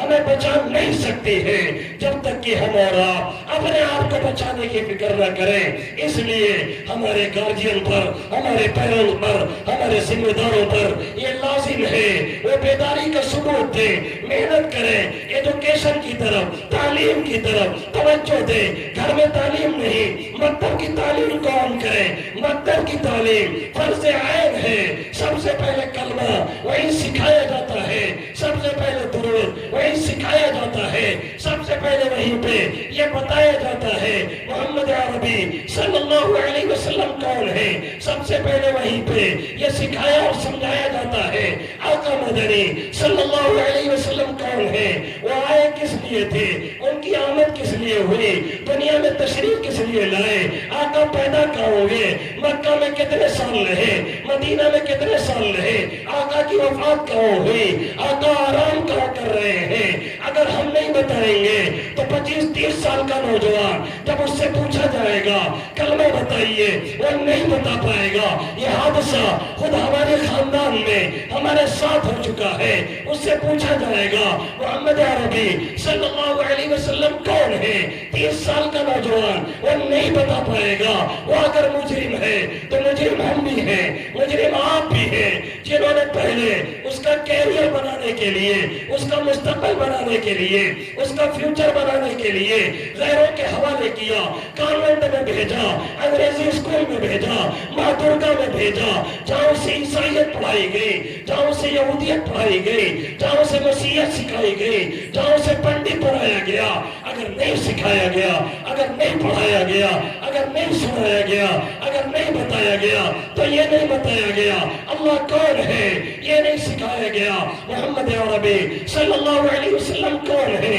ये नहीं बताया गया। आका आए किस लिए थे, ये नहीं बताया गया। आका कहाँ आराम कर रहे हैं, जहाँ ये नहीं बताया जाता। मोहम्मद सल्लल्लाहु अलैहि वसल्लम की आमद का मकसद क्या है, जहाँ रहती रैन सीएटी कैट पढ़ाया जाता है, जहाँ कुत्ता बिल्ली के हक के बारे में बात होती है, लेकिन वालिदैन के बारे में कभी बात नहीं की जाती। फिर वही चहती औलाद जब वहां से निकल के आती है, फिर अपने वालिदैन को एक बोझ समझती है, कुछ दिन बर्दाश्त करती है, फिर गाली देती है। फिर जब ये बूढ़े होते हैं, यही चहते वालिदैन को अपने औलाद हाथों से ले जा करके ओल्ड एज होम में दाखिल करती है। और जितने पैसे वाले होते हैं, जितनी बड़ी बिल्डिंग वाले होते हैं, यही आमतौर पे अपने बाप और माँ को, अपने दादा और दादी को ले जा करके ओल्ड एज होम में दाखिल करते हैं। कई साल पहले रेडियो पर BBC लंदन पाकिस्तान से नशर कर रहा था, वहाँ ओल्ड एज होम में जा करके BBC वाला इंटरव्यू कर रहा था, और जितने बूढ़े बूढ़ी वहाँ पे ले जा करके फेंके गए थे। मैं नहीं कहूँगा छोड़े गए थे, मैं कहूँगा फेंके गए थे। सब रो रहे थे, और कोई कह रहा था यहाँ बेटा छोड़ के चला गया, 3 साल से नहीं आया। कोई कह रहा था 5 साल से छोड़ के गया है, पूछने तक नहीं आता है। कोई कह रहा था हमारा बच्चा 10 साल से छोड़ के गया है, बिल भेज देता है, देखने आज तक नहीं आया। सब रो रहे थे। कमी उनकी नहीं, कमी इन बाप की है, कमी इस माँ की है, कमी इस गार्जियन की है, जिसने उसे सिखाया नहीं, जिसने उसे बतलाया नहीं, जिसने उसे मकतब की तालीम नहीं दी, जहाँ पे उसे बताया जाता बाप कौन है, उनके हुकूक क्या है, बुढ़ापे में खिदमत करोगे कितना फायदा मिलेगा, एक दुआ दे देंगे तुम्हारी जिंदगी बन जाएगी। ये उसे सिखाया नहीं गया, कॉन्वेंट में पढ़ाया गया, RAT रैट सिखाया गया, CAT कैट बताया गया, कुत्ता बिल्ली का हक बताया गया, माँ बाप का हक नहीं सिखाया गया। थोड़ा सा बड़ा हुआ और बगावत पे आया, थोड़ा सा पैसा हुआ, माँ बाप को ले जा करके ओल्ड एज होम में छोड़ करके आया। चलो जौनपुर मैं तुम्हें दिखा करके लाऊं, वहाँ पे जो ओल्ड एज होम है उसमें जो बूढ़े पड़े हैं, किसी ठेले वाले की नहीं, किसी हाफिजी के बाप नहीं, किसी मौलवी के बाप नहीं, किसी दीनदार घराने के बाप नहीं, किसी दीनदार घर वाले के माँ बाप नहीं है तो पैसे वाले हैं। और यही नहीं, अभी अमेरिका का सर्वे हुआ था कि सबसे ज्यादा डिप्रेशन में कौन लोग जाते हैं, सबसे ज्यादा तनाव का शिकार कौन लोग होते हैं। सर्वे में ये रिपोर्ट निकल करके आई, शायद आप सुन करके हैरान हो जाए। ये रिपोर्ट नहीं आई कि सबसे ज्यादा परेशान गरीब लोग हैं, ये रिपोर्ट निकल करके नहीं आई कि सबसे ज्यादा डिप्रेशन के शिकार मौलवी और हाफिज हैं। रिपोर्ट निकल करके आई सबसे ज्यादा डिप्रेशन के शिकार पैसे वाले हैं। और उसकी वजह ये बताई गई क्योंकि ताल्लुकात सही नहीं, उनके बेटे उनका ख्याल नहीं करते, इसलिए कि उन्होंने ये बताया था पैसा सब कुछ है, उन्होंने ये सिखाया था पैसा सब कुछ है। अब वो कमा रहा है, अब वो खा रहा है, बाप क्या है, माँ क्या है, खिदमत क्या है, सिला क्या है, दुआ क्या है, नताइज क्या है। कल क़यामत में अल्लाह पकड़ेगा बाप का क्यों नहीं ख्याल किया, कल क़यामत में अल्लाह पकड़ेगा माँ का ख्याल क्यों नहीं किया, रोती और बिलखती माँ और बूढ़ी माँ के आंसू क्यों नहीं पूछा। तो कोई फिक्र नहीं, किस लिए फिक्र नहीं, हमने पढ़ाया नहीं। ये कौन पढ़ाता है मकतब की तालीम में बच्चे को वही 5-4 हजार रुपए कोई हाफिज जी पढ़ाते हैं, जिन्हें हम और आप गिरी हुई निगाह से देखते हैं। एक टाइम का खाना देना हमें भारी लगता है। अगर ये भारी लगता है तो مان کے چلے آپ اپنی زندگی آپ تباہ کر رہے ہیں، برباد کر رہے ہیں، اپنے آپ کو تباہ کر رہے ہیں۔ اور یہی بیٹا جسے بڑے شوق سے پالا، کانوینٹ میں پڑھایا، اسی دنیا میں بدلہ دینا شروع کر دیتا ہے۔ ہم اور آپ جسے بنیے کی شکل میں پالتے ہیں اور چاہتے ہیں وہ ATM مشین بنے، صرف پیسہ اگلے، اور اس سے زیادہ ہمیں فکر نہیں ہوتی ہے۔ یہی چہتی اولاد آخرت میں چھوڑ دیجئے، دنیا ہی میں صلہ دینا شروع کرتی ہے، اولڈ ایج ہوم میں بھولتی ہے، بچہ مر جاتا ہے، جنازے میں عام طور پہ ایسے بچے شریک نہیں ہوتے یا شریک ہونے کے لائق نہیں رہتے۔ ایک علاقے میں جنازہ پڑھا جا رہا تھا، جنازہ ہو گیا، ایک مولانا نے دیکھا ایک شخص سوٹڈ اور بوٹڈ جنازے کے کنارے ٹہل رہا ہے، وہ جنازے میں شریک نہیں ہوا۔ سن لیجیے غور سے، جنازے میں شریک نہیں ہوا تو انہوں نے پوچھا بیٹا کیا نسبت تھی، اس سے تمہیں کیا بیر تھا، کیا دوری تھی؟ مرنے کے بعد تو لوگ غیر سے غیر جنازے میں شریک ہو جاتے ہیں، تم بھی شریک ہو گئے ہوتے، تمہیں کتنی دشمنی تھی، تم جنازے میں شریک کیوں نہیں ہوئے؟ اس نے کہا مرنے والا کوئی اور نہیں، مرنے والا میرا باپ ہے۔ یہ کہا تو ان کے پیروں سے زمین کھسک گئی، کہنے لگے تب تو تمہیں اور شریک ہونا تھا، پھر کیوں نہیں شریک ہوئے؟ اس نے کہا اس لیے نہیں شریک ہوا کیونکہ میں ناپاک ہوں، پاک نہیں تھا، مجھے چانس ہی نہیں تھا اس میں شریک ہونے کا۔ یہ ہم اپنے آل اولاد کو اپنے ہاتھوں سے بناتے ہیں۔ انہیں کانوینٹ پہلے مت بھیجیے، پہلے انہیں مکتب بھیجیے جہاں استاد انہیں کلمہ سکھاتا ہے، دروس سکھاتا ہے، تعلیم دیتا ہے، یہ بتلاتا ہے باپ کون ہے، ماں کون ہے، ان کے حقوق کیا ہے، جہاں انہیں باپ کے بارے میں، ماں کے بارے میں سکھاتا ہے۔ اگر وہ دنیا سے چلے جائیں بیٹا تم قبر پہ جانا، ہر ہفتے جانا، جا کر کے ان کے لیے دعا پڑھنا، سورہ فاتحہ پڑھنا، قل هو اللہ پڑھنا، سورہ تکاثر پڑھنا، اور یہ دعا پڑھنا رب اغفر لی ولوالدی وارحمہما کما ربیانی صغیرا۔ جب یہ پڑھایا گیا ہوگا، جب اس نے پڑھا ہوگا، جب اس نے سیکھا ہوگا، تب ظاہر ہے وہ انسان ثواب کرے گا، تب وہ قبر پہ جا کر کے یہ چیزیں پڑھ کر کے بخشے گا۔ اگر یہ تعلیم ہم نے نہیں دی ہے تو قبر پہ پہنچ کر کے وہ ERIT ریڈ کرے گا اور CAT کیٹ کرے گا، ظاہر اسے پتہ نہیں، نہ وہ پڑھے گا نہ انسان ثواب کرے گا، وہ خود جہنم میں جا رہا ہے، ہمارے لیے مصیبت بن رہا ہے، اور اس کی مین وجہ ہم اور آپ بنتے ہیں، اور حافظ جی کو ہم گری نگاہ سے دیکھتے ہیں، اور مولانا کی معمولی غلطی پا کر کے غلطی نہیں ہوتی تو بھی ہم اچھالنا شروع کر دیتے ہیں۔ اور اگر کانوینٹ میں اور اگر اسکول میں اور اگر کالج میں بلاತ್ಕಾರ بھی ہو جائے تو بھی ہم چھپانے کی کوشش کرتے ہیں، کبھی نہیں کہتے اسکول بند کر دیا جائے، لیکن اگر مکتب میں تھوڑی سی خرابی دکھ جائے ہم لوگ کہتے ہیں ارے بند کرو، ہٹا یار یہ سب، کہ جائیں 5000 دے، ہر ہفتہ چندہ دیکھ پڑتا ہے، چندہ دینا، 10 روپے زکات دینا یہ بھاری پڑتا ہے، کئی 100 فیس دے کر کے خود کو برباد کرنا یہ آسان لگتا ہے، کیونکہ دنیا سامنے ہے اور آخرت پیچھے ہے، وہ دکھتی نہیں، وہ تب پتہ چلتا ہے جب آنکھ بند ہونے لگتی ہے، اور بند ہوتے وقت جب پتہ چلتا ہے تب کوئی نتیجہ نہیں۔ اس لیے تعلیم دینے والے 3 طرح کے ہیں، ان 3 طرح میں سے پہلا وہ ہے جو صرف دینی تعلیم دیتا ہے اور دنیاوی تعلیم کی طرف ذرہ برابر توجہ نہیں کرتا۔ ان سے کہوں گا مکتب اور مدرسے کی تعلیم کے ساتھ بقدر ضرورت جس سے دنیا کا کام چل جائے کچھ نہ کچھ دنیاوی تعلیم بھی انہیں دے دی جائے۔ اور ایک وہ ہے جو صرف دنیاوی تعلیم دیتے ہیں، دین سے کوئی واسطہ نہیں، کلمہ سے کوئی واسطہ نہیں، گھر میں کوئی ماحول نہیں، اور مکتب میں بھی نہیں بھیجتے، سیدھے اٹھا کر کے یہودی اور نصرانی کے یا پنڈت جی کے حوالے کر دیتے ہیں جو انہیں پنڈت بنا ڈالتا ہے۔ ان سے کہوں گا پہلے دیندار بنائے، پہلے اسے مکتب کی تعلیم دے، پہلے اسے کلمہ سکھائے، پہلے اس کے دل و دماغ میں اللہ اور اس کے رسول کی محبت اتنا بھر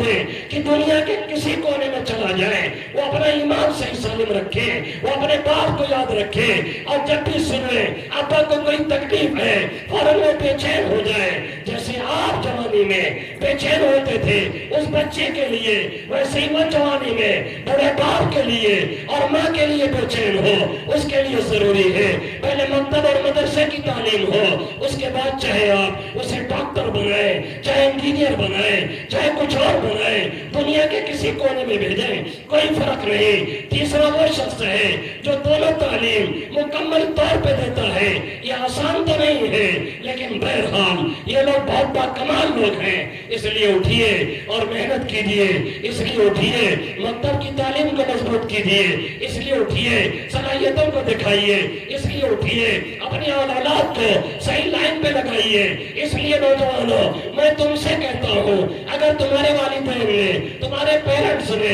تمہارے گارجین نے، تمہارے اماں ابا نے اگر کوتاہی کی ہے، تمہاری صلاحیت کہاں مر گئی، تم اٹھو اور صلاحیت کو صحیح جگہوں پہ لگاؤ، کسی عالم دین سے رابطہ پیدا کرو، اس کے ربط میں رہو، مسائل پوچھتے رہو، 10-15 منٹ روزانہ اس کے ساتھ بیٹھو، انشاءاللہ تمہاری زندگی بدل جائے گی۔ اور جو دنیا تمہارے پاس ہے، جب دین کے دائرے میں رہ کر کے اس سے فائدہ اٹھاؤ گے، ایک سکون رہے گا، ایک چین رہے گا، ایک اطمینان رہے گا، ایک راحت رہے گی۔ دین بھی ہے، دنیا بھی ہے، کھا بھی رہے ہیں، پی بھی رہے ہیں، سو بھی رہے ہیں، نماز بھی ہے، تلاوت بھی ہے، ذکر بھی ہے۔ دو کام کر لو، ایک تو نماز کی پابندی کرو، دوسرے تلاوت کی پابندی کرو، چاہے ایک صفحہ روزانہ صحیح، جیسے موبائل بغل میں رکھ کر کے سوتے ہو ایسے ہی قرآن بھی وہی تکیے کے بغل میں رکھا کرو، اور جب بھی اٹھو فجر جماعت سے پڑھنے کی کوشش کرو،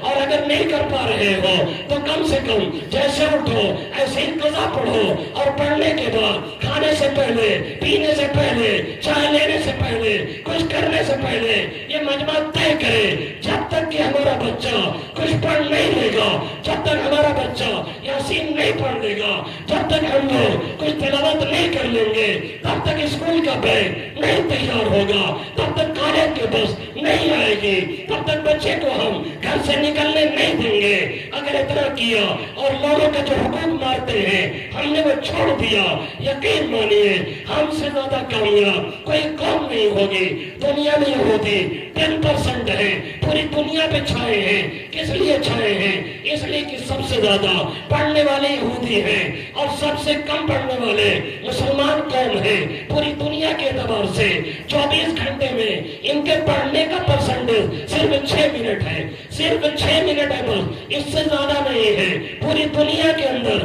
ہمارے اور آپ کی تعلیم کا پرسنٹیج، ٹائم جو ہم دیتے ہیں پڑھنے والا ٹائم، وہ صرف 6 منٹ ہے، اور سب سے زیادہ پڑھنے والی قوم یہودی ہے۔ اسی لیے ان کے صرف 25 لوگ تھے جو عبرانی زبان جانتے تھے، لیکن انہوں نے اتنی محنت کی کہ آج اسرائیل کے اندر عبرانی زبان ہر اسکول میں پڑھائی جاتی ہے، اور باقاعدہ عبرانی زبان میں اخبار نکلتا ہے، اور ہمیں اور آپ کو اپنا کلمہ پتہ نہیں، اپنا درود پتہ نہیں، دیکھ کر کے قرآن نہیں آتا۔ 25 سال کا ہے، 30 سال کا ہے، 40 سال کا ہے، حتیٰ کہ وہ بوڑھے جن کے پیٹ میں ہاتھ نہیں، منہ میں دانت نہیں، کمر پیر میں لٹکا ہے، وہ بھی پکڑ کر کے پوتے سے کہتے ہیں یہ سیریل لگا، وہ فلم چلا، وہ بلوٹوتھ دے اور کانوں میں لگا، مجھے ٹھیک سے دکھتے نہیں، دوسر کا چشمہ لے کے آ۔ یہ کیا کیا جا رہا ہے؟ اپنے ہاتھوں سے اپنی بربادی کے سامان ہم طے کر رہے ہیں۔ نوجوانوں اگر ان سے کوئی غفلت ہوئی تم تھوڑا سا بھول جاؤ، یہ پھر بھی تمہارے ماں ہیں، پھر بھی تمہارے باپ ہیں، جنہوں نے تمہیں پالا ہے، جنہوں نے تمہیں کھلایا ہے، جنہوں نے تمہیں پالا ہے، جنہوں نے بڑا کیا ہے، جنہوں نے خون پسینہ تمہارے لیے ایک کیا ہے، جو تمہارے رونے پر رونے لگتے تھے اور تمہارے مسکرانے پہ کھلکھلا کے ہنسنے لگتے تھے۔ یہی بوڑھے ہیں جنہوں نے اپنا پیٹ کاٹ کر کے تمہیں جوان کیا ہے۔ اگر ان سے کوئی کمی رہ گئی تم بھول جاؤ اس کمی کو، تم ان کو یاد کرو اپنی دعاؤں میں، تم انہیں یاد کرو اپنے سجدے میں، تم انہیں یاد کرو اپنی نمازوں میں، اور اپنے آپ کو مینٹین کرنے کی کوشش کرو۔ اور گارجین اور ذمہ دار سے کہتا ہوں بیٹھ کر کے ان نوجوانوں کی صرف برائیاں مت کیا کریں جو باہر بیٹھ کر کر کے اپنے اولاد کی، اپنے پوتے اور ناتی کی، اپنے بہو کی، اپنے ناتی کی بار بار برائی کرتے ہیں. برائی مت کیجیے، سمجھانے کی کوشش کیجیے، پیار سے ایک بار کہیے، دوبارہ کہیے، سے بارہ کہیے. آپ نہیں سن رہے ہیں اللہ سے کہیے، اور اگر نہیں سن رہے ہیں اللہ کے سامنے جائیے اور جھک جائیے اور اس رب کریم سے کہیے. علامہ عبد الوہاب شعرانی رحمت اللہ علیہ نے لکھا ہے، آل اولاد کو سنوارنے میں اور آل اولاد کو سدھارنے میں دعا سے بڑھ کر کے کوئی مؤثر ہتھیار نہیں. ہم میں کون ہے جو اپنی آل اولاد کے لیے مانگتا ہے؟ ہم میں کون ہے جو رو کر کے گڑ گڑا کر کے اللہ سے مانگتا ہے؟ کون ہے وہ ماں جو بچہ باہر نکلتا ہے پڑھنے کے لیے، کمانے کے لیے، سجدے میں گر کر کے اس سے لیے مانگتی ہو؟ جب نہیں مانگتے ہو تو شکایت کیوں کرتے ہو؟ مانگو اور بار بار مانگو. مانگنے کے لیے پاک ہونا شرط نہیں ہے، مانگنے کے لیے وضو کرنا شرط نہیں ہے، مانگنے کے لیے مصلی پہ جانا شرط نہیں ہے، مانگنے کے لیے اٹھ کر کے بیٹھنا شرط نہیں ہے. جس حالت میں ہو مانگنا شروع کر دو، اللہ کبھی بھی سن لے گا، کام بن جائے گا. مانگنے کے لیے اولاد کے لیے اللہ نے دعا بھی دے رکھی ہے، ربنا هب لنا من ازواجنا وذرياتنا قرة اعين واجعلنا للمتقين اماما. 19ویں پارے کے یہ پارے کے آخر میں سورہ جہاں پوری ہو رہی ہے، یہ آخر کے قریب کی آیت ہے. اللہ کہہ رہا ہے دعاؤں میں نیک بندے ہمارے اپنی اولاد کے لیے اس طرح سے دعا مانگتے ہیں، ربنا هب لنا من ازواجنا وذرياتنا قرة اعين واجعلنا للمتقین اماما.